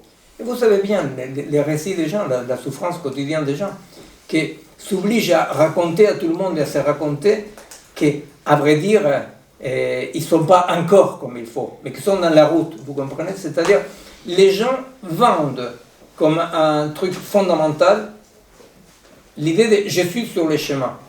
Vous dites, mais comment tu es sur le chemin? Tu es. Vous savez, c'est ce que le mouvement décolonial fait la différence entre ser et estar siendo, non? Être l'être occidental parmi les uns, et estar siendo, c'est-à-dire être en train de, être là, ça serait être là, mais surtout, c'est pas être là dans le sens de ne pas bouger, vous comprenez, c'est la complétude en permanence, en train de se détotaliser en permanence, vous voyez. Et alors, vous voyez par exemple dans la pédopsychiatrie, quand on voit la souffrance des enfants, eh bien, une des causes de souffrance des enfants, c'est l'impossibilité de voir l'enfant en tant qu'un être là. C'est-à-dire, quand il a 5 ans, il n'attend pas aller au CP l'année prochaine, vous comprenez?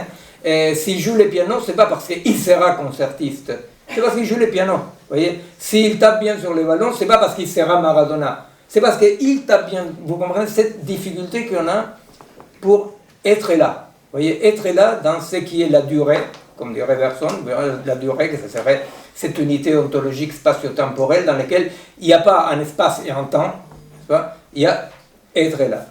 Et alors, effectivement, de ce point de vue, les gens disent je désire, Wittgenstein, dans les Tractatus, il parle de ça, non? Il parle un peu de tout, Wittgenstein, c'est compliqué, mais bon.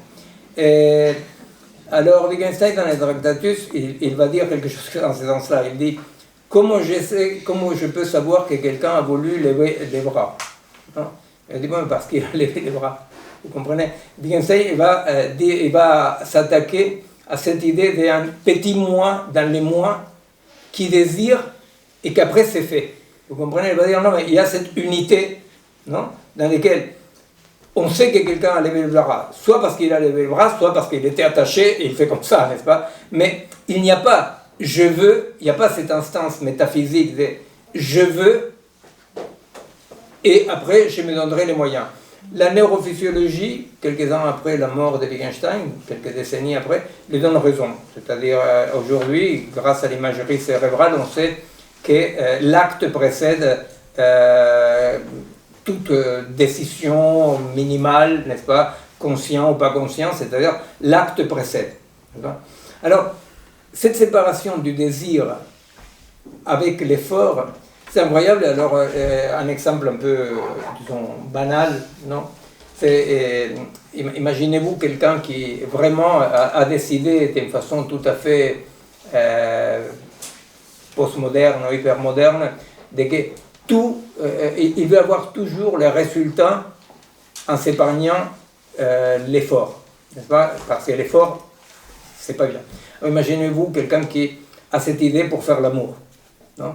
Imaginez-vous quelqu'un qui dit, pourvu qu'elle soit très très rapide, n'est-ce pas, et sans aucun effort, n'est-ce pas? Bon, je parle de ça comme les gâteaux des filles, pourquoi? Parce qu'effectivement, ce sont des choses qui évoquent des images. Parce qu'on est dans un monde tellement colonisé par la séparation entre l'effort et le désir, n'est-ce pas, qu'il faut chercher, il faut dire, mais où encore on arrive à voir la consubstantialité entre l'effort, qu'on nommerait plutôt le schéma, n'est-ce pas, et le désir. Eh bien, on ne les trouve que dans des expériences dans lesquelles, justement, on ne s'expérimente pas comme un moi par rapport à un autre, mais dans lesquelles il y a quelque chose à faire, n'est-ce pas, quelque chose à faire. Alors, de ce point de vue-là, effectivement, les alternatives, moi, pendant plusieurs années à Avignon, il y avait tous les ans une réunion avec des groupes néo-ruraux plus ou moins structurés, plus ou moins folkloriques, non? Et effectivement, il y avait cette question de la souffrance, n'est-ce pas, la souffrance de supporter tout ça, non? Et moi, je pense que dans l'alternative, et c'est qu'on discutait avec Alexia et Benoît, non, c'est un point important dans leur expérience, c'est de pouvoir enjamber cette séparation coloniale entre l'effort et le désir, non, pour pouvoir assumer des choses qui peuvent être dures, hein, mais que ce ne sont pas dures comme un accident, vous comprenez? Ce n'est pas l'effort, la dureté vécue comme l'homme occidental comme un accident évitable, vous comprenez? Sinon, cette joie d'incorporer le chemin, la dureté, l'effort à un processus qui n'a pas comme objectif la tomate, n'est-ce pas? Dans lequel il y a ces tout-là. Eh bien, de notre point de vue, effectivement, c'est que nous avançons comme une éthique situationnelle, savoir avec ça, avec cette possibilité d'expérimenter cette non-séparation. Vous comprenez? Oui. Oui, je ne peux pas m'empêcher de penser à une citation qui est de Simone de Beauvoir, faire et en faisant se faire. Mais dans le faire et en faisant se faire, il y a peut-être encore trop de je ne sais pas, voilà, moi je pense un peu à ça, mais est-ce que c'est juste ou bien est-ce que... Non, moi, parce que je pense que là, c'est une question de qu'est-ce qui recouvre ces jeux, tu vois? C'est-à-dire, je crois qu'un jeu qui en faisant ses faits, justement, est un jeu qui n'est pas un jeu cartésien de domination. Tu vois, c'est un jeu immanent, contemporain au faire. Tu vois, c'est-à-dire qu'en faisant se faire, effectivement, c'est un tout petit peu c'est l'émergence de ni un moi, ni un objet, ni un sujet, ni un objet, mais Voilà. Ce serait bon en fait, ça pourrait correspondre à ce que À mon vous avis, expliquez. c'était une bonne. Oui. Je crois toujours sincèrement que Sartre, que j'ai beaucoup aimé et continue à aimer, et il s'est un peu fourvoyé, c'est pas peut-être. Enfin, avec une difficulté à carrément pencher du côté spinoziste par rapport à Descartes, n'est-ce pas? Et c'est pour ça que souvent, c'est plus comme il écrit que ce qu'il écrit. Parce que ce qu'il écrit, c'est très peu cartésien. Mais c'est vrai qu'il va revenir avec la conscience. Alors c'est vrai aussi que si tu fous ton corps dans une ferme, ou si tu fous ton corps dans une usine, ou dans un atelier, ou je sais pas, dans une classe, ça donne des expériences différentes que si tu fous ton corps dans le café de Flore. Mais cela dit, la phrase de Beauvoir, c'est effectivement l'anti-mauvaise foi, puisque effectivement l'individu de la mauvaise foi, c'est celui qui va dire ce que je suis détermine ce que je peux et ce que je dois faire. Oui. Voilà, ça c'est l'individu de la mauvaise foi pour ça. Parce que Oui, alors qu'effectivement, il n'y a pas de séparation entre les exactement, ce que je suis, je dois le devenir. Voilà, ce que je suis, je dois le devenir. Tu vois, c'est pour ça que je te dis que, à mon avis, c'est pas pour sauver Sartre malgré tout, tu vois. À mon avis, toute la philosophie sartrienne est une philosophie dans laquelle il y a une intégration du devenir, dans laquelle ce que je suis, c'est ce que je deviens. Tu vois.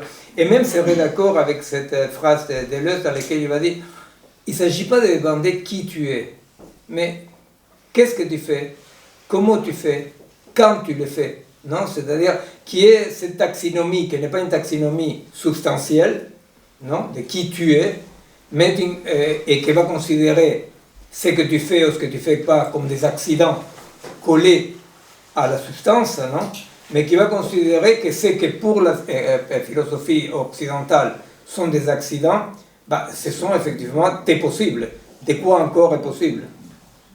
Moi j'avais une question, mais bon, elle est très large, donc je vais essayer de... Vas-y.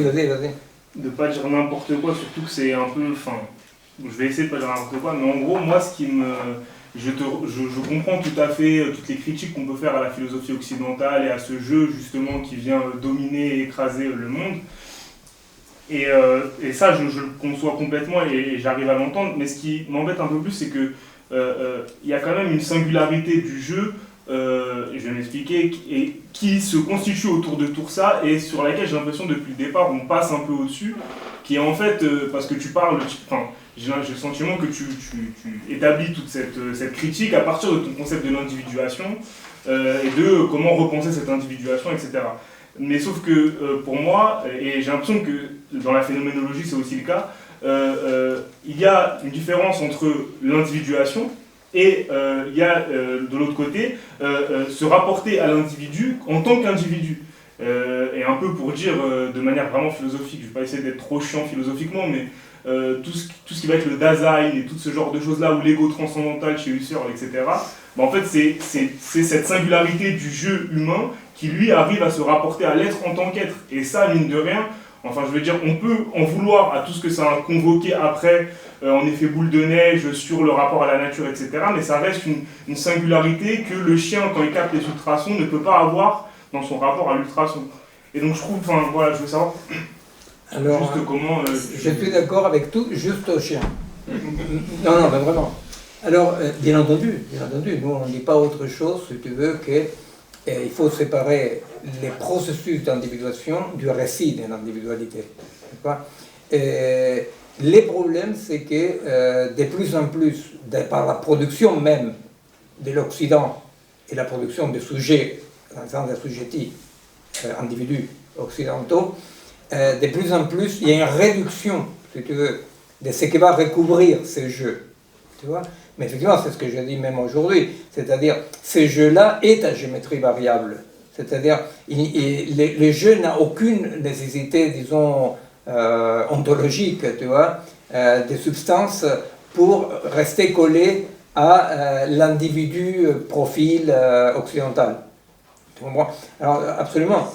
Alors, après, bon, moi, je n'aime pas trop, tu vois, les alternatives linguistiques, mais c'est vrai qu'il y a des langues dans lesquelles le jeu n'est pas si central, n'est pas si important, parce qu'il y a même des langues dans lesquelles c'est possible d'énoncer les processus auxquels tu participes, par exemple. Bon, ça prouve rien, tu vois, parce que la langue... mais dans tous les cas, comme expérience, je pense que c'est ce que j'essayais de dire tout à l'heure, tu vois, c'est-à-dire, oui, celui qui nage, celui qui fait le gâteau, tu peux, il y a une dimension dans laquelle il existe, tu comprends? Mais cette dimension dans laquelle il existe ne colle pas nécessairement avec une individuation des nominations. Tu comprends? Une individuation comme processus, tu vois? Mais c'est comme si tu dis, par exemple, tu regardes la forêt. Alors tu regardes la forêt, dans la forêt, tu identifies un arbre. Est-ce qu'un arbre est une unité organique? Nous pensons pour le moment que oui, qu'un arbre est une unité organique. Tu regardes les lapins, c'est une unité organique. Tu regardes la Terre quand elle est vivante, c'est une unité organique. C'est-à-dire que tu peux établir, tu vois, par quelques coordonnées, là il y a une unité organique, c'est-à-dire autopoïétique, avec des limites, avec des reproductions, bon, je sais pas, les éléments. Bon, tu regardes une feuille. Tu dis non, une feuille, non. Une feuille, c'est pas une unité organique autonome. Tu comprends? Ce que je veux dire par là, c'est qu'on a écrit avec Bastien, c'est-à-dire que ce que fait une unité organique, non, sans dissoudre chaque unité organique, non, participe d'autres, non, participe d'autres. Mais c'est à quoi tu participes? Par exemple, suppose-toi que toi, tu participes d'un projet collectif, projet collectif. À un moment donné, tout à coup, tu es du côté plutôt de ta singularité qui existe. Toi, c'est toi, tu vois, voilà. Et à un certain moment, non, dans un moment, pour comprendre et agir dans la situation, tu vas agir par rapport à ce qui te lie à l'autre. Tu comprends? Alors, d'où tu agis, n'est pas toujours convergent comme un entonnoir vers ton corps à toi, tu comprends, ton individualité, ta singularité, comme tu la nommes. Tu vois? C'est-à-dire que depuis où tu agis change par rapport au rapport qu'à ces moments sont en train de constituer entre les autres êtres et les rapports que tu constitues. Tu vois? Alors, ça ne nie pas qu'un arbre est un arbre et l'autre c'est un lapin. Mais la question c'est à partir de quelle dimension? Alors c'est pour ça qu'avec Bastien on avait développé quelque chose qui vient des travaux en neurophysiologie plutôt, ce qu'on appelle la surface aperceptive commune. Tu vois, c'est-à-dire que quand tu as cet agencement que les philosophes ils ont compris longtemps avant la lettre, non, il s'avère que quand tu as un agencement, un fonctionnement partagé, non, et il y a la possibilité c'est comme de percevoir par cette communauté émergente, non, de percevoir des choses que les individus qui composent cette unité ne peuvent pas tous la percevoir ou pas de la même façon. Tu comprends? Donc, la surface perceptive commune, elle est distributive. Tu vois? Mais c'est compréhensible, c'est-à-dire que si nous disons, il y a deux entités qui conforment une troisième entité, cette troisième entité a la possibilité d'être affectée sous un mode que, par exemple, aucune des deux entités toute seule aurait pu être affectée. Alors après, une fois qu'il y a cette dimension-là, après c'est distributif. Tu comprends? Chacune fera avec ça quelque chose. Mais si je participe d'un agencement avec une autre entité, si je participe d'un agencement avec une autre entité, pour moi sera possible, alors ni pour l'entité A, ni pour l'entité B, est possible d'apercevoir un stimuli X. D'accord? Aucune de deux. C'est-à-dire, cette entité peut recevoir les stimuli Y, A, B, C, l'autre Z, je ne sais pas quoi, mais aucune de deux a la possibilité d'être affectée, donc agir, non, par rapport à un stimuli X.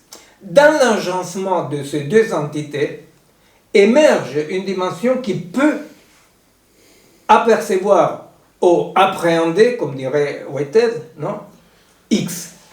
Alors après, qu'est-ce qui se passe? Il se passe que moi et l'autre entité, ces deux entités, seront affectés par X à leur façon. Tu comprends? Alors, donc, la question, c'est pour ça que la joie pour Spinoza, c'est effectivement cette capacité de s'agencer avec des corps qui augmentent ta capacité d'agir, mais ta puissance d'agir. Mais pourquoi augmente ta puissance d'agir? Augmente ta puissance d'agir parce qu'elle augmente ta puissance de perception et aperception du monde. Alors, ça ne va absolument pas contre la réalité objective et immédiate que toi c'est toi, moi c'est moi, tu comprends, à un certain niveau. Tu vois, à un certain niveau. Et nous voyons bien, par exemple, comment la crise environnementale, c'est un mot un peu, je vais dire, rapide pour, si vous comprenez, environnementale. La crise quoi? Environnementale. Voilà. Et celle-là, effectivement, c'est quelque chose que de moins en moins est quelque chose que nous, en tant qu'individus, on la voit de dehors. Vous voyez, c'est-à-dire de plus en plus, les gens se rendent compte, c'est-à-dire qu'on fait l'expérience qu'à vrai dire on était agencé, vous comprenez, c'est-à-dire que dans l'après-coup, on se rend compte qu'on était agencé, on avait négligé ces agencements-là, mais quand même, on se rend compte que non, c'est-à-dire, c'est pas vrai qu'il n'y a pas de société, comme disait Thatcher, il n'y a que des individus. Vous voyez, on expérimente ça. Alors ça veut dire qu'il n'y a pas des individus? Non, tu vois, c'est pas une sorte de holisme qui dissout tout. Par rapport aux chiens, et je te parle de la part de mon chien Toby, par rapport aux chiens, je vais revenir aux chiens historiques. C'est qui les chiens historiques? C'est les cyniques. Cynique vient des chiens. Vous savez que Diogène était appelé comme insulte, on le sait, tu es un chien. Non? Et lui, qu'est-ce qu'il fait? Il va récupérer l'invective, il va réindiquer l'invective. Je suis un chien, il dit. Non? Et alors, il va dire, oui, je suis un chien parce que je me débarrasse des surcodages de la société. Non? Non pas se débarrasser des normes sociales, ça ne veut pas dire si je ne suis pas just a break in the wall. Non, si je ne suis pas just a break in the wall, qu'est-ce que je suis? Je suis une liberté totale. Non. Non. Alors nous faisons la différence entre surcodage et codage. Vous voyez quelle est la différence entre surcodage et codage? Oui. Toi qui es belge, il s'avère qu'il y avait 2 camionneurs belges, bien entendu, on est à Paris quand même, tu vois, qui arrivent devant un tunnel. C'est marqué interdit plus d'1,50 m. Et le camion fait 1,50 m. Alors le copilote, il regarde à droite, à gauche, et il dit, il n'y a pas de flic, fonce. Alors effectivement, les codages, c'est ça. Les codages, c'est quelque chose qui existe nécessairement. Alors vous imaginez, au milieu de la pampa, ils mettent un panneau, interdit plus d'1,50 m. Bon, alors il faut un flic, effectivement. C'est-à-dire que le surcodage, c'est cet excès du code qui n'a aucune consonance avec un processus réel. C'est-à-dire qu'il n'a aucune consonance. Bon, alors, qu'est-ce qu'il va dire Diogène? Diogène va dire, je refuse les normes ridicules de la société. Mais non pas dans un sens d'une liberté absolue de voler sans aile ou faire n'importe quoi. Vous savez, les pervers les plus pervers qui transgressent les lois sont ceux qui transgressent la loi de la gravitation universelle, alors ils volent. Mais, bon, alors on va dire non.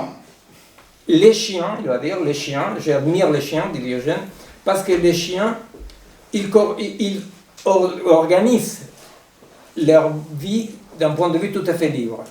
Et là, pas mal de siècles avant Spinoza, il va définir la liberté comme quoi? Comme l'a défini Spinoza, il va dire la liberté ne s'oppose pas à la nécessité. La liberté est celui qui peut agir d'après sa nécessité. Vous comprenez? Non pas une surnécessité, une nécessité. Alors c'est pour ça que quand Heidegger ou pas mal d'autres, je dis Heidegger parce que c'est les Dasein, il dit les animaux sont un être là. Eh bien, c'est Heidegger comme Buridan qui n'avait jamais vu un asne, tu vois. Heidegger n'a jamais dû faire trop attention à un chien, parce que ce n'est absolument pas vrai. Aucun animal vivant, aucune plante est là, dans ces êtres-là, anthropocentristes d'Heidegger, tu vois. C'est-à-dire, Non, c'est-à-dire les plantes, tout être vivant et les écosystèmes, effectivement, agissent en explorant c'est possible, tu vois, en se développant. Et effectivement, il y a quelque chose qu'on pourrait appeler une sorte de, entre guillemets, liberté dans ce sens-là, parce que tant qu'ils ne sont pas contraintes, agissent en suivant leurs nécessités. Tu vois. Alors, nous avons un rapport spécial, parce qu'effectivement, nous avons un rapport avec la conscience réflexive, avec la pensée, etc. Mais il n'en reste pas moins... Non, c'est la nécessité qui pousse les gens à réfléchir, non? Parce qu'on le voit bien, là, dans une société où les gens ont plus nécessité de réfléchir, ils scrollent sur leur téléphone et ils deviennent des saucisses, quoi. Absolument. Et tu vois, c'est-à-dire justement, nous travaillons dans la différence entre IA et pensée biologique, non? Une différence fondamentale, c'est que la IA, pour plus des couches, comme ils disent, des neurones, tu vois, ça fait mal, des couches de neurones, tu vois, pour le... Et ils ne peuvent jamais opérer des sauts au-delà de la norme, tu comprends? C'est moyenne toujours, quoi. C'est toujours normé, Ouais. c'est toujours...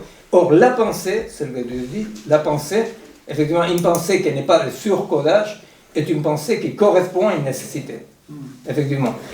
Moi, j'avais envie de bordéliser un petit peu, parce que je sais pas trop, c'est pas vraiment une question, mais ça a un rapport avec ce qu'on dit aujourd'hui, c'est la prise en charge des autistes dans une situation où on est... Soit il y a des choses très protocolaires qui sont de l'ordre du comportementalisme, qui donnent des recettes, etc. Ouais. Soit il y a le rapport bordélique au quotidien avec ce qui se passe. Et du coup, gérer les crises et comment faire pour que les gens... Et en fait, là, on est dans une confrontation où, entre collègues, on se demande vraiment à quel moment on peut se mettre à penser et à quel moment c'est de l'ordre de la croyance, qu'est-ce qu'on projette sur les gamins qui sont non-verbaux, etc. Et là, on est dans une expérience de... Enfin, moi, j'ai l'impression qu'on est dans ce truc-là d'essayer de penser et de réfléchir sur quelque chose où il n'y a rien derrière, quoi. On peut tester, on est toujours dans des essais-erreurs, etc. Mais du coup, il y a ce truc rassurant d'avoir des protocoles, on sort tout le temps de ABA, Teach, qui ont l'air d'être formidables. Mais on peut quand même douter, quoi.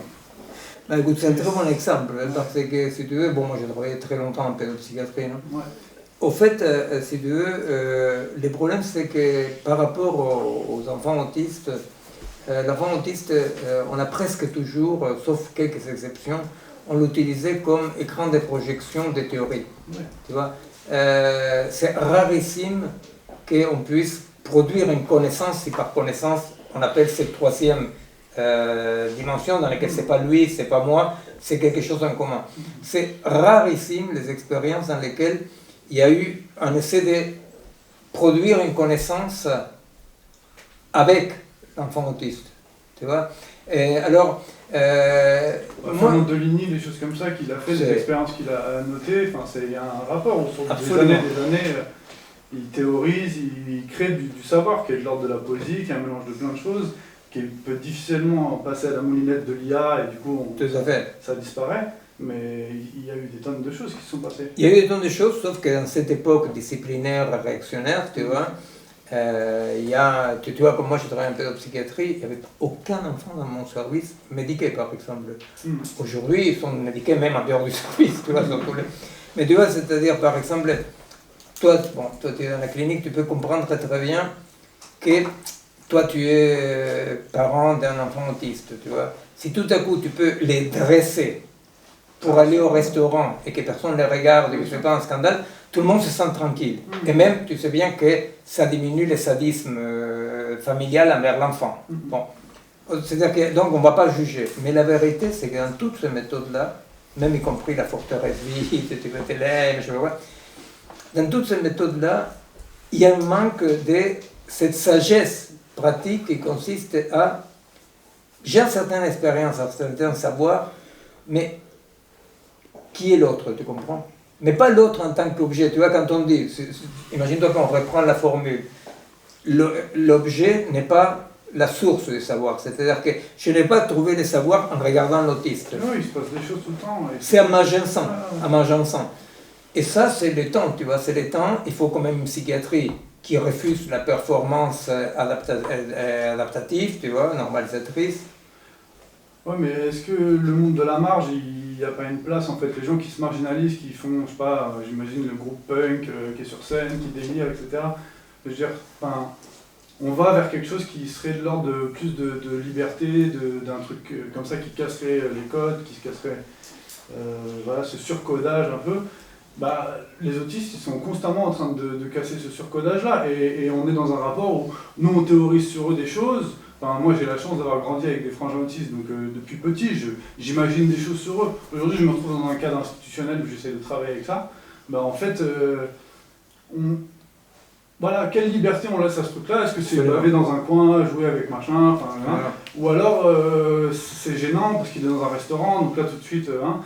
Mais en même temps, c'est agréable de bordéliser un restaurant. Je veux dire que quand on est en envie, tout d'un coup, il y a quelqu'un qui bah, tu vois, les cyniques, c'était ça. Ouais, ouais. Les cyniques, c'était, tu vois, il faut bordéliser, mais pas bordéliser dans un sens caractériel. Non. Bordéliser parce que si tu n'acceptes pas d'être bordélisé, rien de nouveau peut émerger. C'est les talons d'Achille de la IA. La IA ne peut pas être bordélisée. Tu vois. Mais effectivement, moi je pense qu'il y a quand même une présence, qui est la présence dans laquelle tu parles, je ne connais rien de l'autiste. Je ne connais rien. Et on va voir qu'est-ce qu'on peut. Tu vois, c'est ça, il y a deux taxonomies, des classifications. Tu vois, une classification qui est la classification, je sais comme il est de l'extérieur, et l'autre qui est beaucoup plus changeant, qui est, on va voir qu'est-ce qu'on peut. Pas qu'est-ce qu'il peut, mais qu'est-ce qu'on peut. Tu vois. Moi je crois, oui, en Italie, il existe un tout petit peu encore, dans certaines coopératives thérapeutiques, tu vois, existe encore, comme ça, se mettent ensemble un peu des gens un peu marginaux, avec des autistes, mais bon, je ne sais pas trop qu'est-ce que ça donne, tu vois. Mais il y a quand même encore un reste de basalisme, d'une idée un peu contestataire. Mais la vérité, c'est que le monde actuel est un monde d'une normalisation absolue dans lequel... Mais c'est ce qui fait péter les plombs de plus en plus à tout le monde. Donc de toute façon, on va se retrouver avec des gens de plus en plus à la masse et de plus en plus marginaux et dingos. C'est ce qu'on voit partout dans la rue. Enfin, moi, j'habite en région parisienne depuis 6 mois.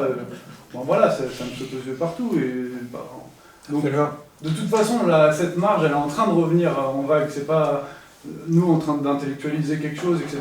C'est intéressant. Mais je veux dire que le bordel, il est... Quand on écoute des rappeurs comme Kazé ou quoi qui expliquent ce truc-là, c'est-à-dire que, bon, bah, les fachos, oui, ils peuvent venir, mais en fait, on vit déjà entre nous dans un truc qui est complètement à côté. Tout à fait. Il a déjà été marginalisé depuis une époque... Non, alors, juste un truc. Nous, on n'essaye pas juste de théoriser. Mais... Nous, on essaye d'accompagner et de participer à des pratiques concrètes. Et quand je disais tout à l'heure qu'un défaut qu'il manque quelque chose, tu vois, un manque, c'est cette joie de la marginalité, tu vois, c'est-à-dire, il n'y a pas, tu vois, ou s'il y a, c'est très petit, tu vois, c'est-à-dire que les alternatives, ils payent les prix forts, tu vois, et alors il y a une vision sacrificielle, et pour que la marche soit fertile, productive, il ne faut pas que la marche soit sacrificielle, il faut que la marche soit de joie. Tu vois. Et en ce moment, c'est difficile, tu vois, c'est difficile de faire le pas. Tu vois, c'est difficile de désolidariser de la norme, tu vois. Et alors, ça crée ce que tu dis. Aujourd'hui, ce qu'il y a en psychiatrie actuellement, c'est la normopathie. Les normaux pètent les plombs parce qu'effectivement, c'est presque impossible d'être vraiment normal. Parce que être normal, c'est archi handicapant, absolument. Tu vois, être normal, c'est fonctionner. Le problème, c'est que fonctionner, ça provoque ce qu'on appelait la dernière séance, non? Il y avait une copine, Sylvie, qui demandait sur la résistance, non? Effectivement, nous constatons quoi? Nous constatons ce truc horrible, c'est que les premiers signes de résistance à niveau mondial, c'est la maladie. Pourquoi? Parce que le vivant montre que ce monde-là n'est pas possible.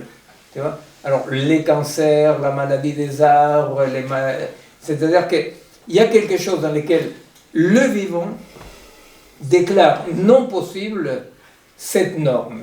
Tu vois? Alors, la question, c'est comment nous pouvons, si tu veux, faire que cette non possible ne s'exprime pas simplement des côtés pâtir l'horreur, mais agir ça. Mais c'est vrai que nous devons avoir, par rapport à la psychopathologie, mais aussi par rapport à la pathologie somatique, on a tout à fait intérêt, si on veut comprendre une clinique non sérialisante, non technique, etc., nous avons tout à fait intérêt à comprendre que dans les nouvelles pathologies massives s'exprime une impossibilité pour la vie, tu vois, de forme, de continuer comme ça. Tu vois, c'est comme quand toi tu fais de l'extractivisme dans un écosystème, tu boussilles, peut-être il n'y a pas une manif, mais la mort des animaux, la mort de la terre, tu vois, montre qu'il y a rien ne va plus, tu vois. C'est quoi la phrase? C'est le capitaliste, c'est celui qui vendra la corde avec laquelle on va le pendre, le dernier là, enfin, j'ai plus de... Il y a tout le monde là, ouais. Sauf que les capitalistes, par essence, quelqu'un qui est au pouvoir est quelqu'un qui n'a aucune marge de latitude. Il ne peut pas dire je n'aimerais pas. Tu vois, parce que s'il n'aime pas, il tombe de son lieu. Tu vois, c'est-à-dire que le pouvoir est le lieu de l'impuissance absolue. Tu vois, tu ne peux pas t'adresser au pouvoir pour discuter en disant non, mais vous devrez changer. Les troubles psychiques, deuxième cause d'arrêt maladie aujourd'hui, hein, dans le monde du travail. Oui, mais on est dans un... Devant les accidents et devant les troubles musculo-squelettiques. Enfin, on est en train... Il y avait un moment où on parlait d'un boulot d'intermittence, où les gens pourraient être une partie du temps en formation, le reste du temps en travail. En fait, c'est ce qui est en train de se passer, c'est qu'il y a une intermittence, une partie du temps, les gens sont en burn-out ou en truc psy, et une partie, ils arrivent à peu près à bosser. Et enfin... Voilà, bon gré mal gré, on va vers ça en fait. Tu vois, nous, dans notre travail autour de l'AIA, j'ai demandé à des gens en contact en Angleterre, je ne sais pas si ça sera possible ou pas, parce que pour la première fois dans un lycée anglais de Londres, tous les enseignants sont des IA. Alors nous, on veut comprendre, c'est-à-dire ce niveau d'efficacité de l'AIA, oui, c'est quelque chose que dans les usines, se connaît depuis très longtemps, qui s'appelle travailler au règlement. C'est-à-dire, si tu travaille simplement suivant les consignes du règlement, l'usine s'arrête. Bon, alors qu'est-ce que c'est l'AIA? L'AIA, c'est cette exactitude comptable qui, en ne correspondant pas au vivant, nous disons qu'est-ce qui va se passer avec ces élèves-là qui auront des professeurs sans faille, sans subjectivité, sans corps, n'est-ce pas? Et ça va être, malheureusement pour eux, mais ça va être très intéressant de voir comment cette exactitude. Or, en psychiatrie, tu vois, les DSM-5, l'utilisation des protocoles, même aujourd'hui dans les soins palliatifs, il y a un protocole de la bonne mort, tu vois, comment tu vas mourir. Te font chier de la bonne naissance jusqu'à la bonne mort. Juste là, dans ce lycée, est-ce que les IA vont mettre des bonnes notes aux IA? Parce que les gamins, ils utilisent beaucoup l'IA pour envoyer des copies. Mais tu sais que c'est ce qui se passe? Oui, c'est intéressant. Non, mais c'est ce qui se passe dans la fac aujourd'hui. Ce qui se passe dans la fac, tu vois, c'est que des profs un peu encore comme ça, de bonne volonté, ils se préoccupent parce que les mémoires sont faites par IA. Mais il y a des IA qui détectent si c'était fait par IA ou pas. Mais ce qui est au fond de ça, c'est que la toute petite place qui reste pour les humains maintenant, c'est de savoir où il faut aller chercher l'information. C'est-à-dire que dans la production de l'homme nouveau actuel, non pas l'homme nouveau du Tché, non, mais l'homme nouveau, et la place qui est à juger à l'être humain, c'est d'être un ex entre des big data. C'est pour ça qu'on s'en fout que l'élève fasse son devoir par IA ou pas. Parce qu'on ne veut plus sculpter, comme en neurologie, tu vois, la sculpture du cerveau comme la sculpture du corps. On ne veut plus sculpter un cerveau, on ne veut plus sculpter comme une culture sculpte, pas sculpter. On veut simplement la fluidité totale dans laquelle, avec les moins d'ancrage possible, cet humain devenu profil, c'est où il faut aller chercher l'information, tu vois. Et, bah, oui, c'est-à-dire, comme dirait l'autre, quand le pouvoir s'occupe de la vie devient résistance, sauf qu'elle ne devient pas toujours résistance en positif, elle devient résistance en mourant, quoi. Bon, écoutez, je ne sais pas si est-ce que quelqu'un veut dire quelque chose, une question. Sinon, bon, je rappelle pour les gens qui suivent en différé et pour vous aussi, que nous prenons en compte toutes les questions, remarques, choses que vous dites. Parfois on répond directement et parfois on incorpore dans la préparation du séminaire suivant. Alors, voilà, je vous demande à vous, ceux qui sont aussi en différé et par Zoom, si vous voulez bien vous inscrire dans le site du collectif, comme ça permet un peu qu'il y ait un fonctionnement un peu plus organique. faut dire comme ça. Et sinon, la prochaine séance du séminaire, c'est le 18 février. Et on vous rappelle donc la manif de dimanche, les 14h au foyer de Murier. Voilà, Père Lachaise. au Père Lachaise. Bon, merci beaucoup. Oui, pardon. C'était juste, par exemple, quand on parlait de pour pouvoir agir, il fallait être affecté. Et c'est intéressant que d'un point de vue écologique, on commence, même je suppose en ville, à être affecté par tout ce qui est négatif. Mais je me demandais en me baladant ici comment on peut être affecté positivement dans ce que peut faire la nature. Et en voyant les arbres, par exemple, ici, je vois, en fait, c'est bien, ça fait de l'ombre, c'est joli, mais on voit pas un arbre dans sa fonction. En fait, moi, je vois des coups. J'imagine qu'un arbre, c'est des coups pour ramasser les feuilles. Et du coup, je me demandais comment, en fait, comment c'était possible de penser un autre rapport à la nature en vivant dans des endroits aussi artificialisés que la ville. Alors, je vais dire, dans les 3 années qu'on a passées là, en train de discuter, surtout avec des gens qui avaient des expériences des communautés indiennes, on se bagarrait tout le temps parce que la réponse était eh bien, rien n'est possible dans Babylone, tu vois, rien n'est possible dans la ville. Nous disons que non, tu vois, nous disons que non, nous disons que la question c'est de pouvoir petit à petit se rendre compte comment tu es affecté. Comme tu es affecté ici, tu vois, que c'est pas pareil comme vous êtes affecté dans la ferme, tu vois. Mais par quoi, comment on est affecté? Parce que si nous continuons simplement à être affectés passivement et à subir ça, la réaction est toujours fasciste, tu vois, que ça consiste à dire, bon, pour quelques-uns, il y a de l'eau pure, pour quelques-uns, il y aura de l'air pur, pour quelques-uns, tu comprends, c'est-à-dire que la réaction immédiate, c'est la réaction dans laquelle il y a les métèques, mais il y a ce qui pollue, tu comprends, c'est-à-dire que, donc la réaction est toujours de se retirer. Or, celui qui se retire, il peut être cruel, pourquoi, entre autres? Parce qu'il est moins affecté à la fois, tu vois, et va tout faire pour défendre ses privilèges.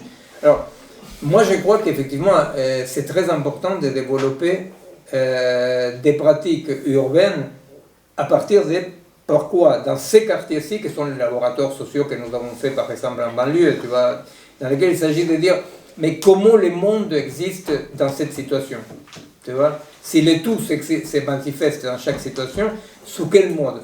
Alors, les modes sur lesquels se manifeste le monde dans une ville comme Paris, c'est pas pareil que dans une ferme, effectivement, tu vois. Mais je crois que ce n'est pas par les mêmes indicatifs, tu comprends, c'est-à-dire que ce n'est pas par les mêmes vecteurs qu'on pourrait trouver les modes d'agir dans la ville qu'on peut les trouver dans la campagne. C'est pas évident comment agir, c'est agir différent parce qu'on est agir situationnel et la situation d'une mégapole a très peu de voix. Avec une ferme comme la vôtre, non? Parce que sinon ce qu'il y a, c'est une sorte de technification de la campagne qui fait que de plus en plus les agriculteurs vivent dans des vecteurs et dans des contextes qui sont presque urbanisés, non? C'est-à-dire avec un rapport très très lointain avec ce qu'on appellerait la nature. Parce que cette nature industrialisée, extractiviste, etc., à vrai dire, si nous disons que ce rapport-là avec la nature de non-possession est un rapport d'agencement, je pense qu'il y a très peu d'agriculteurs qui sont dans un rapport d'agencement avec la nature, quoi. Mais ici, dans la ville, la question c'est, dans chaque situation, la question c'est par où passent les modes organiques de résistance, tu comprends? C'est-à-dire, ce qui fait une unité organique n'a pas besoin d'avoir la tête d'un arbre. Tu vois, c'est-à-dire, ce qui fait un rapport organique à voir avec un agencement des résistances, des créations, d'innovations, ou des désobéissances et des bordels, tu vois.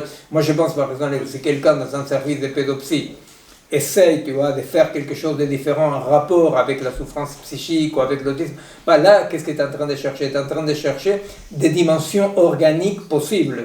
Tu vois, alors, l'exploration des possibles ont des formes très différentes. Ce qu'ils ont en commun, c'est que ce qui résiste à la destruction, sont les entités organiques qui résistent à devenir agrégats. Tu vois, vous voyez bien, nous, ça fait des années qu'on dit ce qui s'oppose, c'est de devenir organique ou devenir agrégatif, dissociatif. Vous le voyez très bien. Voilà, tu as la terre dissociée, tu la travailles et tu essaies de faire des terres organiques. Cette production de dimensions organiques prend des formes différentes, mais c'est, disons que l'objectif c'est ça, tu vois, c'est-à-dire comment on résiste à la dissolution, à la destruction, avec des pratiques qui créent ces communs organiques, non? Est-ce que vous diriez que aller soutenir Assem Diarra et continuer à le suivre, enfin, dans cette demande qu'ont les familles, hein, enfin, bon, de réparation, on va dire, pour être gentil, est-ce que c'est un mode organique de résistance dans la vie? Mais oui, bien entendu. Moi, je pense que ce sont des choses très terre-à-terre. Souvent, tu vois, d'un point de vue militant, plus sophistiqué, ça semble ridicule. Ce sont des choses très terre-à-terre qui permettent s'expérimenter comme non limité par une individualité qui est une cage. Tu vois, c'est-à-dire ce sont des formes très très concrètes. Tu vois, moi, je vois dans des partis de gauche, je vois que les individus se réaliser. Tu vois, alors peut-être c'est un truc beaucoup plus compliqué qu'avoir des idées. C'est des pratiques, tu vois, c'est comme dirait l'autre, tout est une question de pourcentage, tu vois, chez Spinoza, tout est une question quantitative, tu vois. Alors, combien de temps dans ta journée, combien de temps dans ta semaine, comment tu évalues, tu vois, de quel côté va ton désir, tu vois, et ce sont des choses très concrètes. Alors, si effectivement, toi tu sens que, non, que toi, ils sont en train de t'amputer quelque chose de toi quand ils tuent ces jeunes-là. Tu vois, tu dis, non, moi, ils sont en train de m'amputer quelque chose. Je ne suis pas solidaire d'une solidarité extérieure. Tu vois, nous, on a toujours critiqué les mouvements solidaires avec Pétanchenock, toujours de l'extérieur et à force de conscience. Non, en quoi toi tu es touché? Tu vois, comment te touche Gaza à toi? Comment te touche Gaza à toi? Tu vois? Et alors, moi, je pense que ça sont des pratiques concrètes d'élargir ta surface d'affection, mais qui vont accompagner par des actions concrètes qui te décentrent, que te marginalisent, tu vois, que te marginalisent et qui exigent un changement d'évaluation de ta journée, tu vois. Je ne sais pas combien j'ai gagné cette journée. La nature en ville, elle est humaine. Il y a une forêt d'humains autour de nous, les plantes sauvages, c'est des gens qui sont plus uns que les autres et qui ont des manières d'interagir différentes avec l'urbain. Et c'est comme ça que tu perçois la nature quand tu es en ville. Enfin, moi, c'est comme ça que je la ressens, tu vois. Oui, parce que toi, tu as vu une partie des malades. Toi, tu as vu les arbres malades. Mais bon, va dans les métros, tu vas voir.